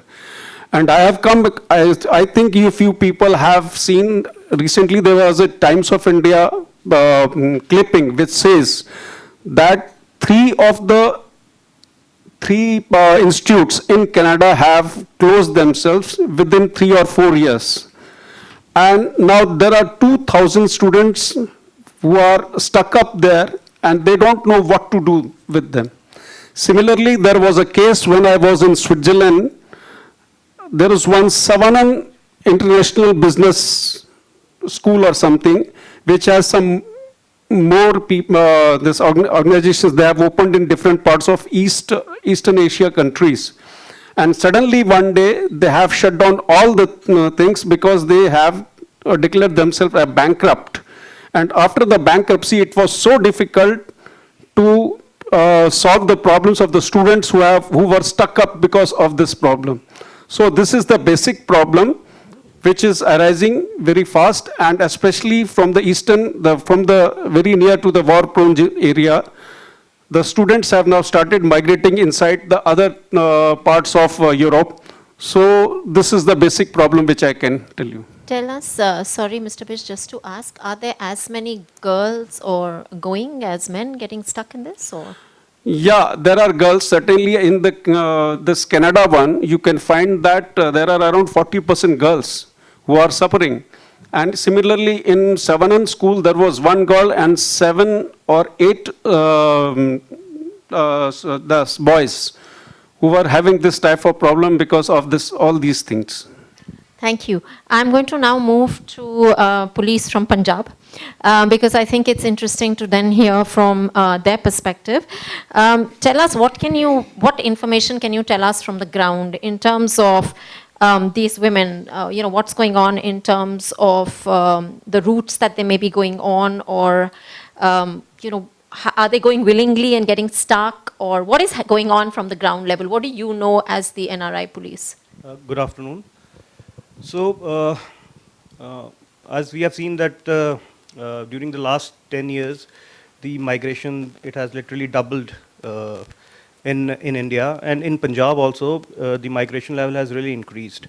So what the psyche of Punjabis are that whenever they'll see an NRI, they'll love that their daughter should be married to an NRI. So if somebody comes from Europe and he says that I am a citizen of Europe, and he gives an ad for the matrimonial, then he'll get a lot of response. And the Punjabis, they are willing to spend, they're willing to sell their property, they're willing to spend 50, 80 lakhs on marriages just so that the girl may get married to him. And that person, he might not be a citizen, he might be faking it. And once the girl is married, and you go there and she realizes that the house she's staying in, it is not even his husband's house, the house is on rent, he's not even working. And then the problem starts, and one day she's thrown out of the house and she comes back to India. And then the complaint is given. And yesterday I was asked to attend this seminar, so I asked to get the data of the domestic violence cases, 498 cases of ladies in the European countries. So it was around, the figure touches around 200 active cases. We still have 200 cases. And on the husbands or the parents of husbands regarding the dowry or the cruelty by husband. So we have such a number of pending cases. The Punjab government has taken a lot of steps. We have one independent court, NRI court, especially for the NRI cases in Jalandhar. And further 7 more cities are being highlighted that we'll have further 7 more NRI courts only to deal with the NRI cases. Okay, can I just ask you one more thing, because I know from my work on the ground a little bit that I've been, being able to get that information. Families are now sending women as the lead. Earlier it used to be the men and the money was invested in the men. But now, at least in Punjab, a lot of families are willing to put the money and the bets on the woman now. Actually, you're right, the scenario has further changed. The girls, the ads are that our girl, she's an educated girl and she can go to Europe and she's seeking a groom. And the groom is, he's saying that we'll give the money, the tickets to your parents, to the boy, and we'll buy you a house there and get married to me. This scenario has changed. And fortunately, we have enough money in Punjab and people are giving it. But the difficulty is that the women are going to be possibly stuck in a different manner if that goes on. So we have to be careful of what's going on. But let's move. I'd like to move to Benoit. And maybe, Benoit, if you can tell us, what you gather from the data and information that you may have with you, and specifically, what are the challenges that you face to remedy irregular migration that goes on for women in India? Okay, thank you. And I would like to say before answering your question that I really appreciated what you shared, and that's part of the source of information that we need to apprehend these changes, in trends. We need information from the field, and that's one of the points that I wanted to make. This anecdotal evidence is very important as well to try to approach the reality and understand all the complexities. Specifically in the field of irregular migration, we need to to get information. But of course, because it's irregular migration, it's very difficult to get data. You will get data of the cases that come out, but of course they will represent only part of the landscape, and you don't know how much accurate this data is as well, because you have all the system of collecting and transmitting data, which is so. Coming back to the very basic point on which IOM works together with MEA is trying to get reliable data that will help defining then after the policy. We do have, at the EU level, we do have some elements and statistical data. The ambassador alluded to it in his speech to say that we have an increased percentage of irregular women identified in Indian women identified in Europe from 5 to 12% in the last 10 years in percentage. Also regarding the asylum seekers, we move from 8 to 20% in percentage. And what is interesting is to try to see what this data can mean. And one of the things that I was thinking, for instance, is that maybe we have an increase of asylum seeker because there would be a tendency to give more easily this asylum to the seekers. But in fact, you find that it's just marginally true, and the vast majority of these requests are rejected both for men and women. I mean, we go up to 96% rejection for both of them. And we know that part of this is also of asylum seeking is also a way or means a possibility to avoid expulsion or immediate action. So it's important to have the data, even if it's only partial, but to have also this gender disaggregated data is not evident, and it has to become more the norm so that it helps. We have some elements also, statistical data on Indian victims, on Indian women victims. What's interesting is that we see the vast majority is about forced labor and domestic servitude. So we have many other topics that could be, but it's not really what affects Indian women. So really this labor part is absolutely important. Equally important to this data, and I just mentioned it, this anecdotal evidence also give us some very interesting elements. Irregular women being irregular in Europe, there are several routes. There is the route of irregular entry. We know that we have this donkey route where Indians would go through Russia, Serbia, and try to enter the EU with the head of people bringing them. The vast majority is men, so women are not so much affected. Really what we find is that women enter regularly in Europe and then tend to overstay. When they enter irregularly, that doesn't mean that, that means that they would enter with a visa. Is this visa real and obtained not fraudulently? Not always the case. And that's where we see and where we lack data, because we do have the information on the people that we find irregularly in the EU, but we don't collect data on all these requests that are rejected. We are talking about fake students or fake visas. It's not so much fake visas, but we see a lot of fake diplomas. And what would be interesting is to get this data regarding between boys and girls, and this is not available. When we reject these visas here at the embassies, we don't collect this information to try to see the trend. And definitely that's a challenge, and that's something that we should try to identify, because we're talking about individual cases, but many of these individual cases, and work with agents. And if we don't get these patterns, it's very difficult to identify the origin, the trend, and then to find the remedies. So definitely I would stop here. But regarding these challenges, I mean, on getting and getting this idea of getting this gender data that helps defining the policy. Thank you, Benoit. I think we've all grappled with this for a while, so we're all in the middle of saying, where can we generate more of this data also? So thank you for that. Let's move on to Shimre, who's been who's on the ground. So she's really been somebody who's been working with the people. So tell us a little bit, how is it for women, how is it different for women, those who are trafficked or have gone irregularly? What is different compared to men, of course? Yeah. Thank you, Sita. I agree with Benoit when he said that most of them have gone through regular migration. And I would like to say that few women that we work with who have become irregular in transit or while staying in Europe or other places, when they return or in the place of destination, they face a lot of abuse.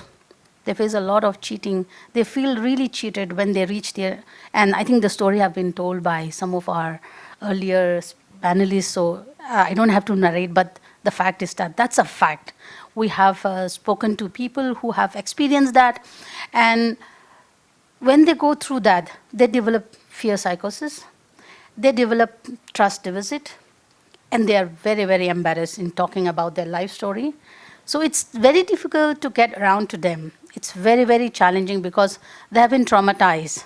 And to add to this, for some people, divorce takes place in the place of destination itself or on return in the place of origin. As they return, they get divorced or they are separated, and to look after a few children that they have had already. So a lot of stigmatization, traumatization, and very, very difficult to see light at the end of the tunnel. That is the story. So it's very difficult to work with them, but to work around with them, we have to really get familiar to what they have gone through, understand them, be sensitive to their story, life story of challenges, and work around. Then only they open up and they share. Otherwise, it's very difficult. They will keep on changing their address. They will keep on changing their numbers, and they do not want to contact. Even if we want to meet them, they may not. So one of my requests to everyone, wherever you meet anyone, maybe there are some people with that condition. It is not written on the forehead. So it's always good to be sensitive, always good to listen to them. So this is what I wanted to say. Thank you. I think that's where we have difficulty with data and understanding also, because we won't be able to find them, or if we do, the stories will be difficult to get to. Thank you for that. I think we all need to be sensitive. Yes, I think we also sometimes forget. But let's move from here, and I'm going to wrap two questions for you at the same, because we are running a little late. Tell me, what are some of the things that you think at the POE and, of course, therefore the MEA or the embassy can be done at the level of what MEA or whatever we could do more, and also maybe between EU and India? I hope you are asking only for the students thing, no? Anything, in terms of just women in No, actually, see, what I was telling is that in ECR countries, we are basically dealing with those countries, and we are solving a lots of problems there through our sources and with the help of the embassies they are in.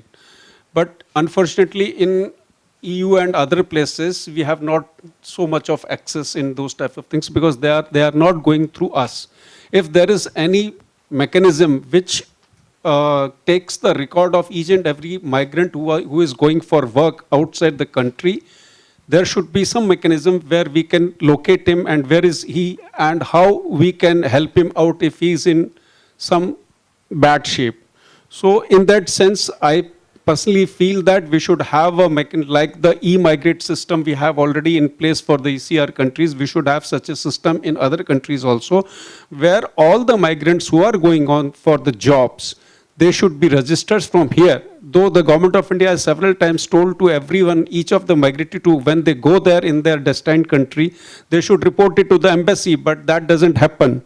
And because of that, and we have found that they are in different types of odd positions when they reach there, but they don't know where to go, how to go, and what to do. In our cases, what we are doing, we are having PDOT meetings.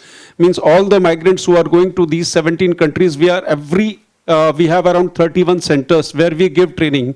We say that if you are in this problem, you approach this. We share the information regarding the nearest embassies and other places where they are going. But in these cases, if similar type of things can be done, then it will be very helpful for the people who are going in other parts of the world. Thank you. I think that's helpful. I think this is something we've thought of before in terms of can everyone get registered when they leave the country. I think one more thing, if I can add, is that regarding that the students, the universities which are coming here to enroll the students for their institutions. And if we can have some type of understanding with the EU countries that whatever the universities who are coming to enroll the people here, the students here, they should be registered with them, and they should take a proper permission from their government to conduct such type of interviews and such enrollment from India. Thank you. I think that's good, helpful recommendations to think of also. I'd like to ask perhaps Mr. Singh now. Can you tell us what about, what at your level can be done to improve the situation? Is there something that can be done at your level that needs, there are gaps that could be bridged somehow? And also, what do you think at another level with the EU, India level, maybe both? Actually, if I'm talking about Punjab, we have around 5,000 registered agents. These agents are registered with the deputy commissioners of the districts. And double the number are unregistered agents who generally they misguide you. They take, they'll say we'll prepare your fake papers and we'll provide you with the jobs in European countries. And once somebody reaches Europe and they say they see that whatever they were promised by the agent and they don't get good jobs or nothing. If we can have some mechanism with the Punjab government or the Indian government with the EU, and we can have some agents who are maybe connected or registered with the EU authorities. We know that they are the agents, they are registered with the EU countries and they can send they are the actual agents. This can help in reducing the number of such frauds actually. So you're talking about our agents being registered with? Some kind of mechanism with the central. Okay, okay. Thank you.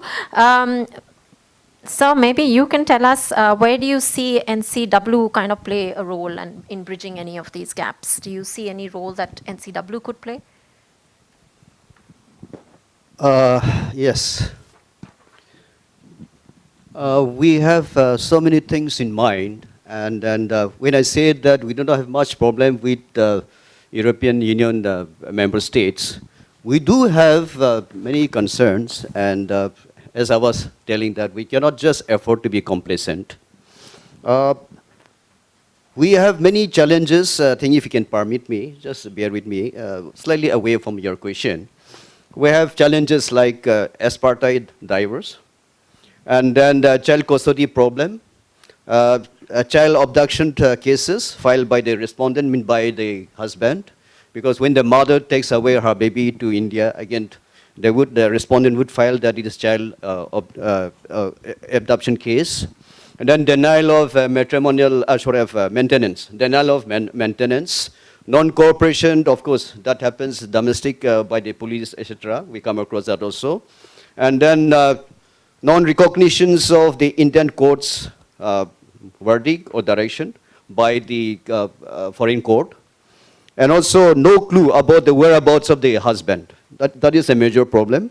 I think I want to flag this. No clue about whereabouts of the husband, of the respondent. It's very, very common. And I think I would like to flag this issue. And I would come later to that. And then financial constraint, as I was telling, to fight the legal cases, legal battles in foreign countries. And then taking another citizenship by the respondent, means by the husband. That is another problem. And then bringing back the respondent to India, the husband to India. Those, and then of course, service of summons and warrants, court's order given by the Indian court, which our friends will agree with me, POE as well as our friend from Punjab Police. So this is a big problem. Service of summon or the notice to the respondent is a big challenge. So we have many things in mind, but in many ways the NCW is limited. But we do take up the matter with all the stakeholders, and I would like to suggest many things, how we can go about it and how we can collaborate even with the EU member states. So can I suggest some of them, if you permit me? See, all of us know, or many of us know that we have signed that MLAT, Mutual Legal Assistance Treaty, with many countries. I believe we have signed with 42 countries, if I'm right. Maybe 42, a little more, 43, 44. So I would suggest that in European Union countries also, I think we have signed with 12 countries. Yes. So we can, my suggestion is that maybe we can consider signing the MLAT with more member countries of the EU. Yes. I think that will help us, because that really help us in prevention and suppression, investigation and prosecution of crime, to ensure that the criminals do not escape from any particular country. So that really help us. So I would flag this point that we can take forward this point. And also setting up of one-stop center. In some countries like Toronto, Canada, they have started this, setting up of one-stop center, wherein our aggrieved women, NRI wives, can come and report there, and where they can be provided with counseling, and also to certain extents, they can be provided with legal assistance, etc. So I think setting up of one-stop center, this is another area which we can consider. And another point which I would like to flag is the signing of social security agreement, bilateral social security agreement. I think this is very, very important. And of course, with some of the, I think we have signed with some of the European Union countries, and we can, I think, still consider signing this SSA, Social Security Agreement, with the rest of the European Union countries as well. Because, as I was telling, that service of summons or notice to the respondent, this becomes a big problem, because whenever we take up the matter with the missions abroad, they would say that the husband is non-traceable. It's not traceable. Most of the time they'll say it's not traceable. Then we would get that feedback, and we're also not satisfied with that. And then when the aggrieved, I mean the NRS wife, would never be happy with that type of answer that the husband is not traceable. So one of the ways of tracing the husband is through tracing out their social security number. That is another way of tracing out the husband, the respondent. So if we can extend this, because if we see the principle of SSA, very, very helpful, very, very dynamic. So we can consider extending, signing of this social security agreement with the rest of the European states, member states, countries. And then I would suggest, ma'am, maybe we can also consider exchange program between our women, Indian women, and with the women of this European EU, because that would help them to, to have exposure of each other's culture, the system being prevalent here, the legal system, culture, social system. So that would help us to understand each other in a better way. And that would, I think that would help us, even the authorities, to have sort of gender equality, gender sensitization, gender equality, that would help us also to understand better, and in the long run, that will help us also to reduce the gender gap. Okay, so can yeah. So Do you have so more? some of these are some of the plans. Sorry, I'm taking time more than I should have. I think they are very interesting. I think in our work we haven't actually reflected on the NCW before and the role that it could actually play in bridging some of this. So I think it's very interesting, and it warrants for another conversation for you all later. So we just, I want to also give the others a bit of a chance to say something. Maybe Shimre, you can talk of, how do you see things in the future? We do not have too many good experiences, in a sense, good practices, I would say, but yes, there are a few limited ones. Like if we are able to identify, explore, and link the women return to those facilities, that is the best thing that we could do, and they are quite happy about it, because once they come back here, the first thing they look for is the livelihood. What do I do to survive? What do I do to survive and sustain my family? So that's one thing that they really are happy. Like we explore certain vacancies which may be fitting for them, or we also like maybe inform them about the possibility of getting trained in some of the institutes, simple local institutes, training institutes are there, vocational trainings are there, especially for women. Many have taken up this beauty parlor training, and they could just run in their own small houses, and they feel happy about it. And also like for the single women especially, if we are able to link them, the children especially for the education institution, that is one great smile we can see in their face. So these are small, small things that we could do working with them.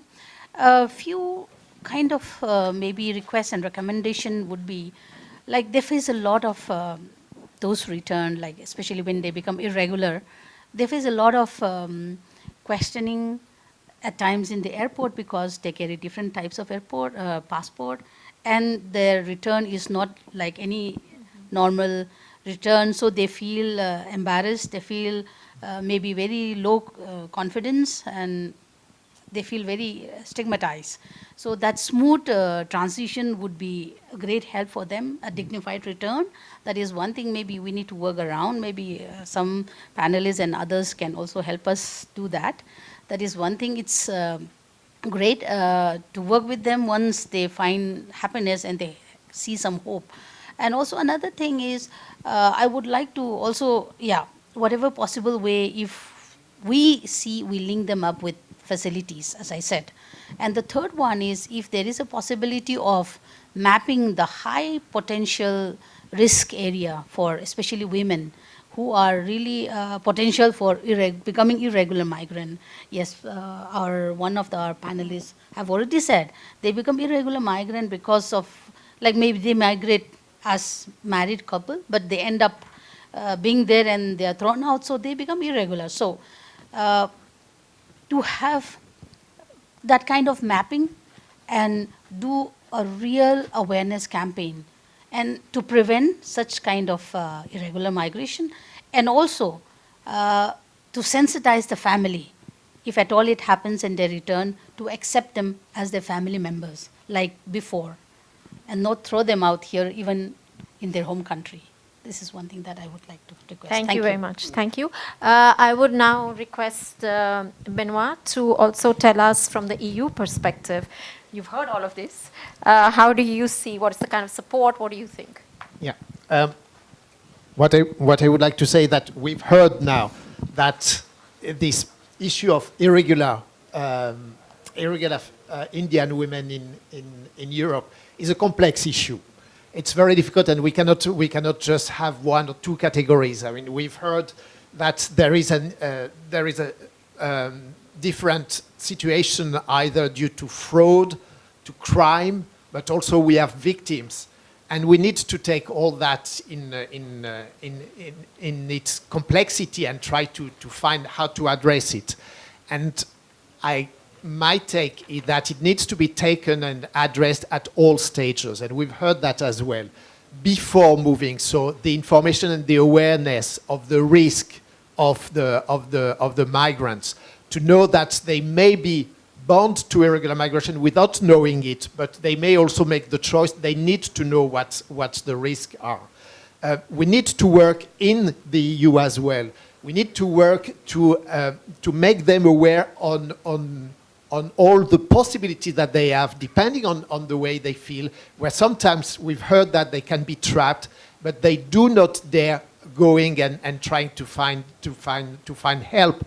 We have also an obligation, not only because they are irregular, but because they are women and they are human beings. We have services, and we need to bring the information that even being irregular, they have access in the EU to basic services such as health, for instance, even if they are irregular, without being at risk. The difficulty is to reach and to bring this information. For those who want to come back but don't know how, we do have systems. We've heard the Indian embassy put system in place where they can bring help.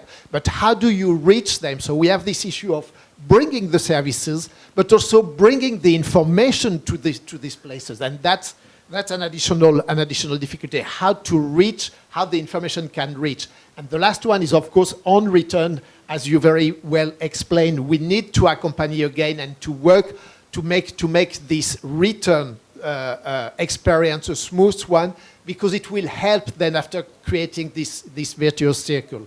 And I would just like to end by just giving some examples on this activity that the project under the EU and India CAM took to try to address all these different steps. So for instance, we had this launch of this pre-departure information of Indians going to the European Union. And that's mainly for the people who want to move regularly, legally. But we also include an aspect on this risk of irregular migration. As Christina explained in the previous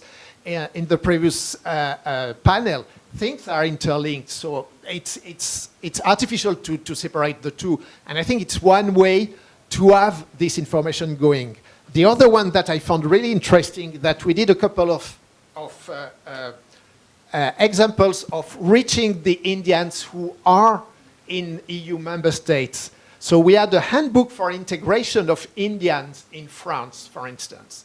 But in that handbook, so we talk about practical issues and how to better integrate, because that's the key of a successful integration. But we put elements on also what happened or what you can do even if you are in irregular situation. How can you access the basic services, including specific for women and when you are victim of abuse or domestic violence.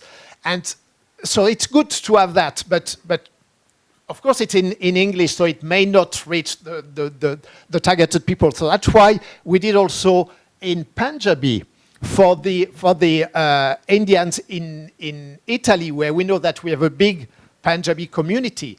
But then after, it's not enough. There is always more to do. How do we reach the people, and how do we reach the women, the irregular women, by knowing, and we need this granular knowledge on how to go, maybe, to the local gurudwar, because there are many in Italy, or through the children, because anyway they can have their children, and that bringing this information. So I think, it's all this palette of activity that will, in the end, make the tools that we're creating effective to help solving this complexity of issues.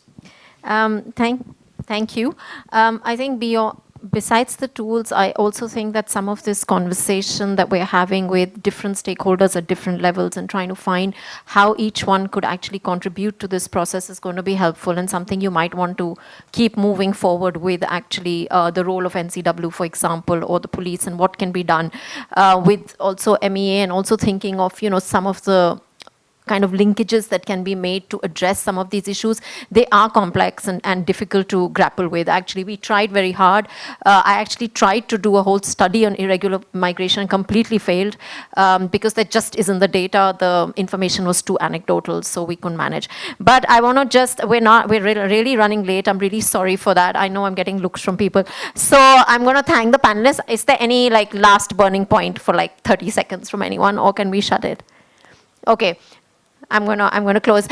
We haven't actually taken any questions from the audience, so we are going to take at least 1 or 2 questions, not just for this panel, but just if you have just any 1 or 2 comments, because you've been sitting listening to quite a lot. So maybe if any of you have any points you want to raise, just quickly, please raise it. We'll just take 2 or 3, but we will take them if you have anything that you'd really like to raise or point out to. Do you have a mic? No. Yeah, you do.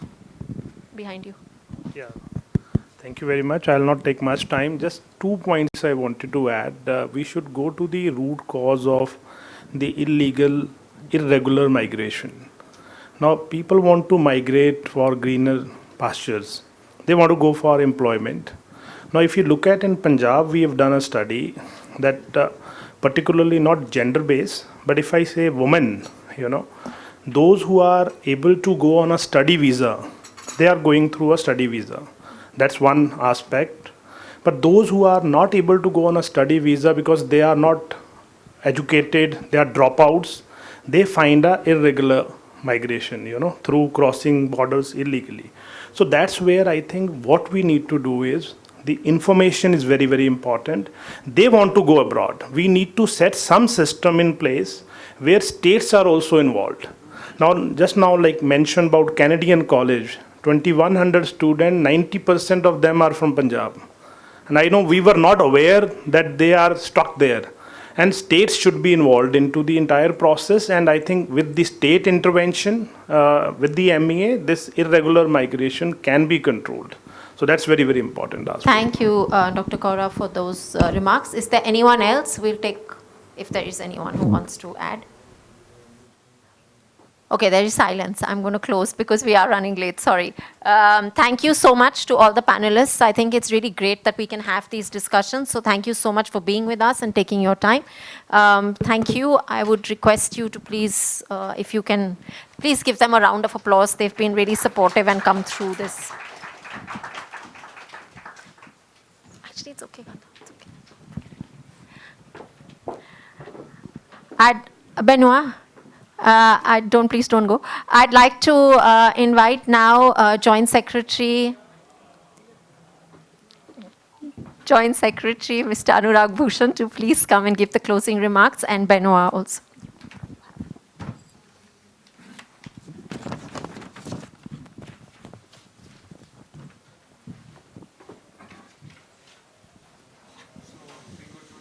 As you wish, it's up to you. You can choose, please.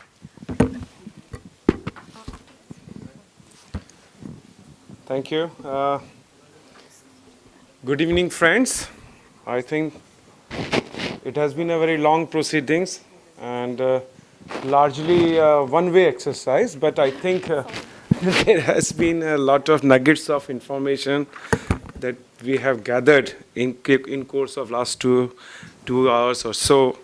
So let me start with the standard salutations. I think a lot of thanks to Mr. Benoit, First Counselor, EU delegation, to the eminent panelists who were here today, representatives of IOM, NESCOM, DAAD, National Commission for Women, NRI State Police, Punjab, Caritas, and colleagues from MEA and Indian Center for Migration, dignitaries and guests. A very warm thanks on behalf of MEA for making it convenient to attend this session.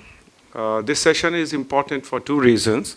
One, of course, the important aspect of women migration that has been rarely captured in the way that the topic deserves.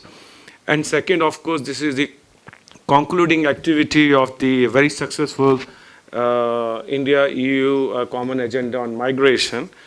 And this, of course, the output of this study was this booklet that came out thanks to the partners ILO and ICM who have worked to produce this beautiful product.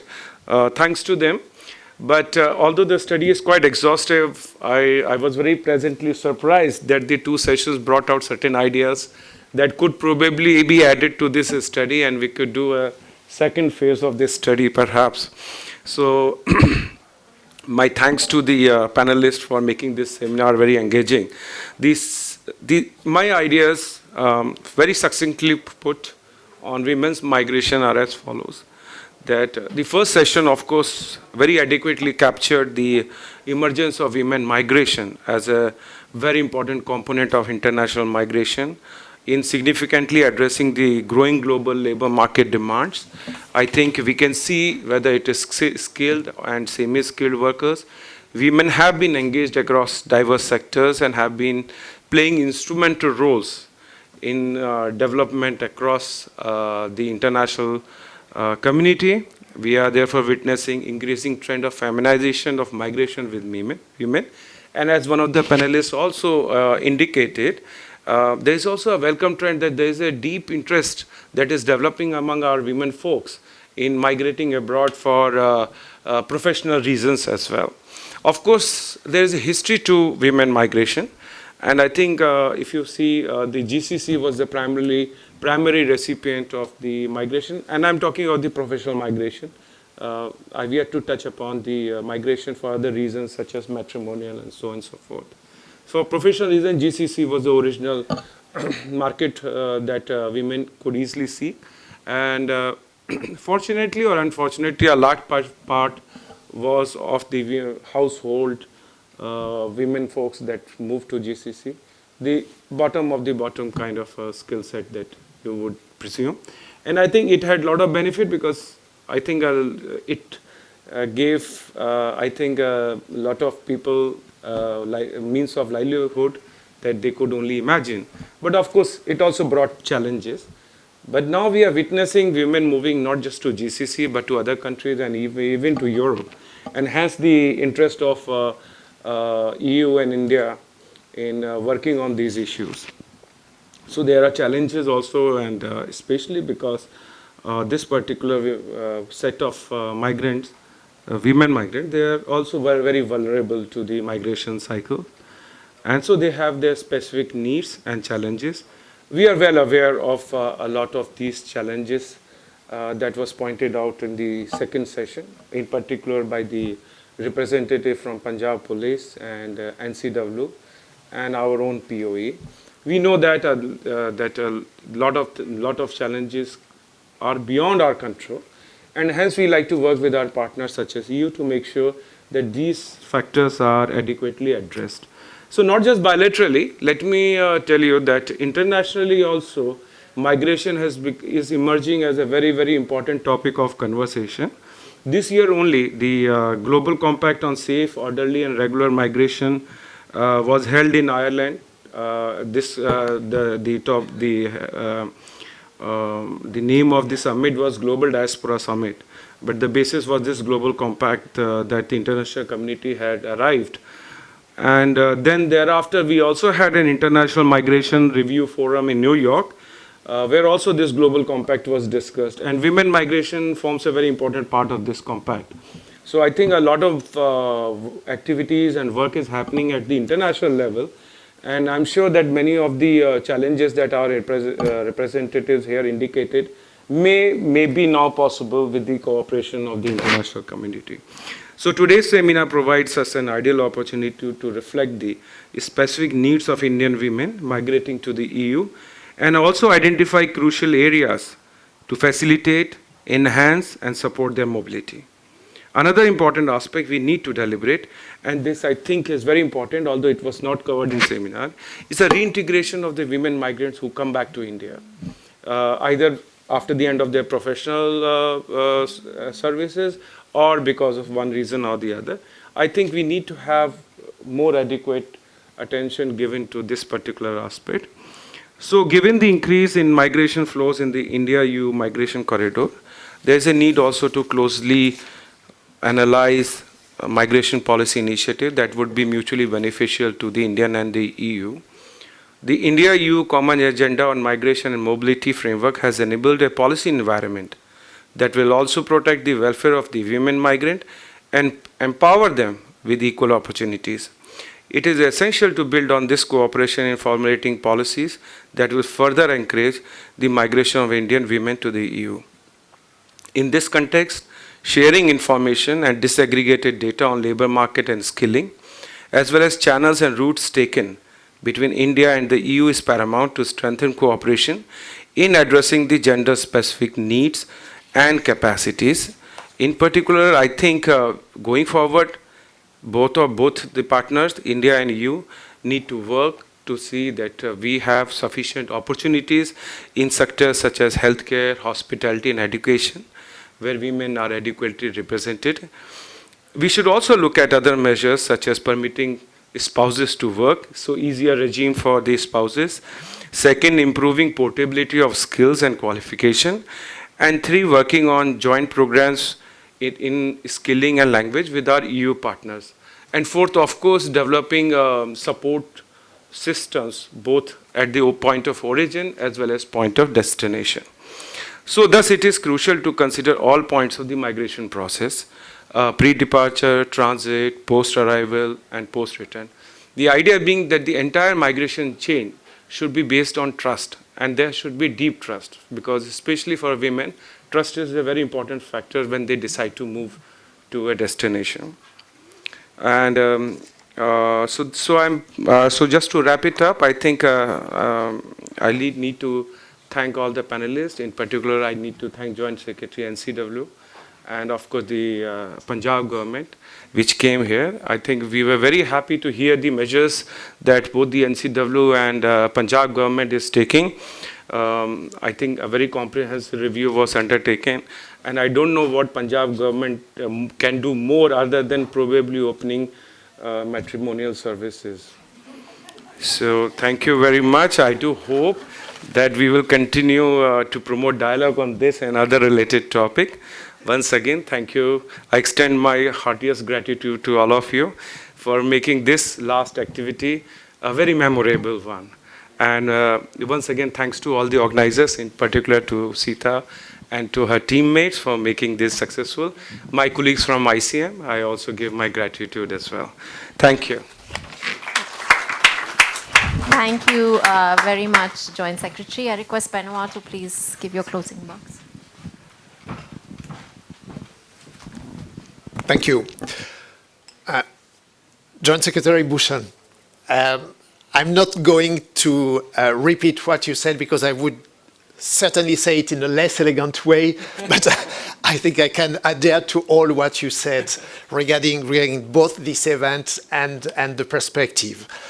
I know we discussed together about the organization on this event, and I remember how willing you were to have it organized, and the importance that you were giving to this specific topic. And I'm very happy that we managed to do it. So I would like just to finish by sharing some personal thought of what we got from this event. I think it's not an easy topic. We saw it, and I would particularly thank all the panelists to giving their best in a topic which is very difficult to apprehend. We could see that because we have patchy data, because we are touching topics for some of which are very specific to women, but some of which are also very, very generic. It's very difficult to disaggregate and bring elements. But I think by the very fact that we had this meeting, we bringing elements to help in the process. And I do agree, as you said, that it is not an end in se, but we are just starting something that could bring a process where we can really approach in a holistic way that topic on women and migration in the India-EU corridor. What was really interesting is that we heard about elements which are very well known and for years about the problems of, for instance, we are talking about victims, about NRI marriage or marriage scam. We were talking about the issue of labor access, which are very traditional, but we heard also that there are new trends. We shouldn't abandon one for the other, but both are very interesting. What I find really interesting is this trend that we can see in India, and we were hearing about the aspiration of women and ladies in tier 2 and 3 cities. And that's why I'm so happy to be here in India, here at that time of the history. I really feel that India is going through a tremendous change. I don't know what it is due. I think part of it is that thanks to, I would say yes, thanks to some telecom operator giving the options to access internet and mobile world, I mean the world through their mobile phones. It's bringing up, I think, aspirations, including to this young generation, including to the young girls. And we need to work on that as well. We need to make it possible and to accompany this change of aspiration, including when it's within this corridor of migration from India to the EU. And it's not because it is difficult that we just forget about that. We heard that we need to identify what we need to do, where we need to do it. You mentioned country of origin, place of destination, and the possibility to return, but also who should do it. And I was very pleased to see the diversity of panelists that we had here, because that's where we will get into effective implementation, bringing not only the government, but also the private sector, or the civil society. Again, the specificities of women will remain the fact that they would have certainly more challenges to balance the private life and the working life, the fact that they are still much more in charge of education, that may change also with trends, but these points are some of the points that we need to take into account to be sure that we can target specifically the needs and the futures of Indian women migrating to the EU. There is a lot to do, but I think we can benefit a lot of these actions. And we will benefit not only for the economy, and I do accept that this is to be mutually beneficial from both countries, and the idea of circular migration is certainly appealing, but what is really appealing as well is that it can benefit not only the economy but also the societies. And we know that this gender equality, and my ambassador mentioned it at the beginning, that we have an action plan in the EU because we realize that we still have work to do to reach this equal opportunity for women and men. But the fact that we may also generate this circular motion of Indian women between India and the EU can help both parts in also bringing up this reality, or bringing up to reality this equality of opportunities and this new vision in both societies that we need to be more integrative for all the diversity, being the diversity of race, being the diversity of origin, or the diversity, of course, of gender. So I think we have all to benefit on the action that we've started today with your support. So thank you very much for that. Thank you. Thank you very much, both Joint Secretary and Benoit. We are running really late. I'm going to request you all, there's a form in your folders. Please do fill it up. This is a requirement we have. Please do take a few minutes to give feedback. I know, and I must apologize that we haven't been able to actually engage enough. That was not certainly part of the plan. What you all didn't see and realize, we've had a lot of technical hiccups actually with the online version, unfortunately. So that did actually eat up a little bit into our time, and I apologize that we haven't been able to engage enough. But thank you, everybody. Thank you so much. Thank you particularly to the EU and the Ministry of External Affairs.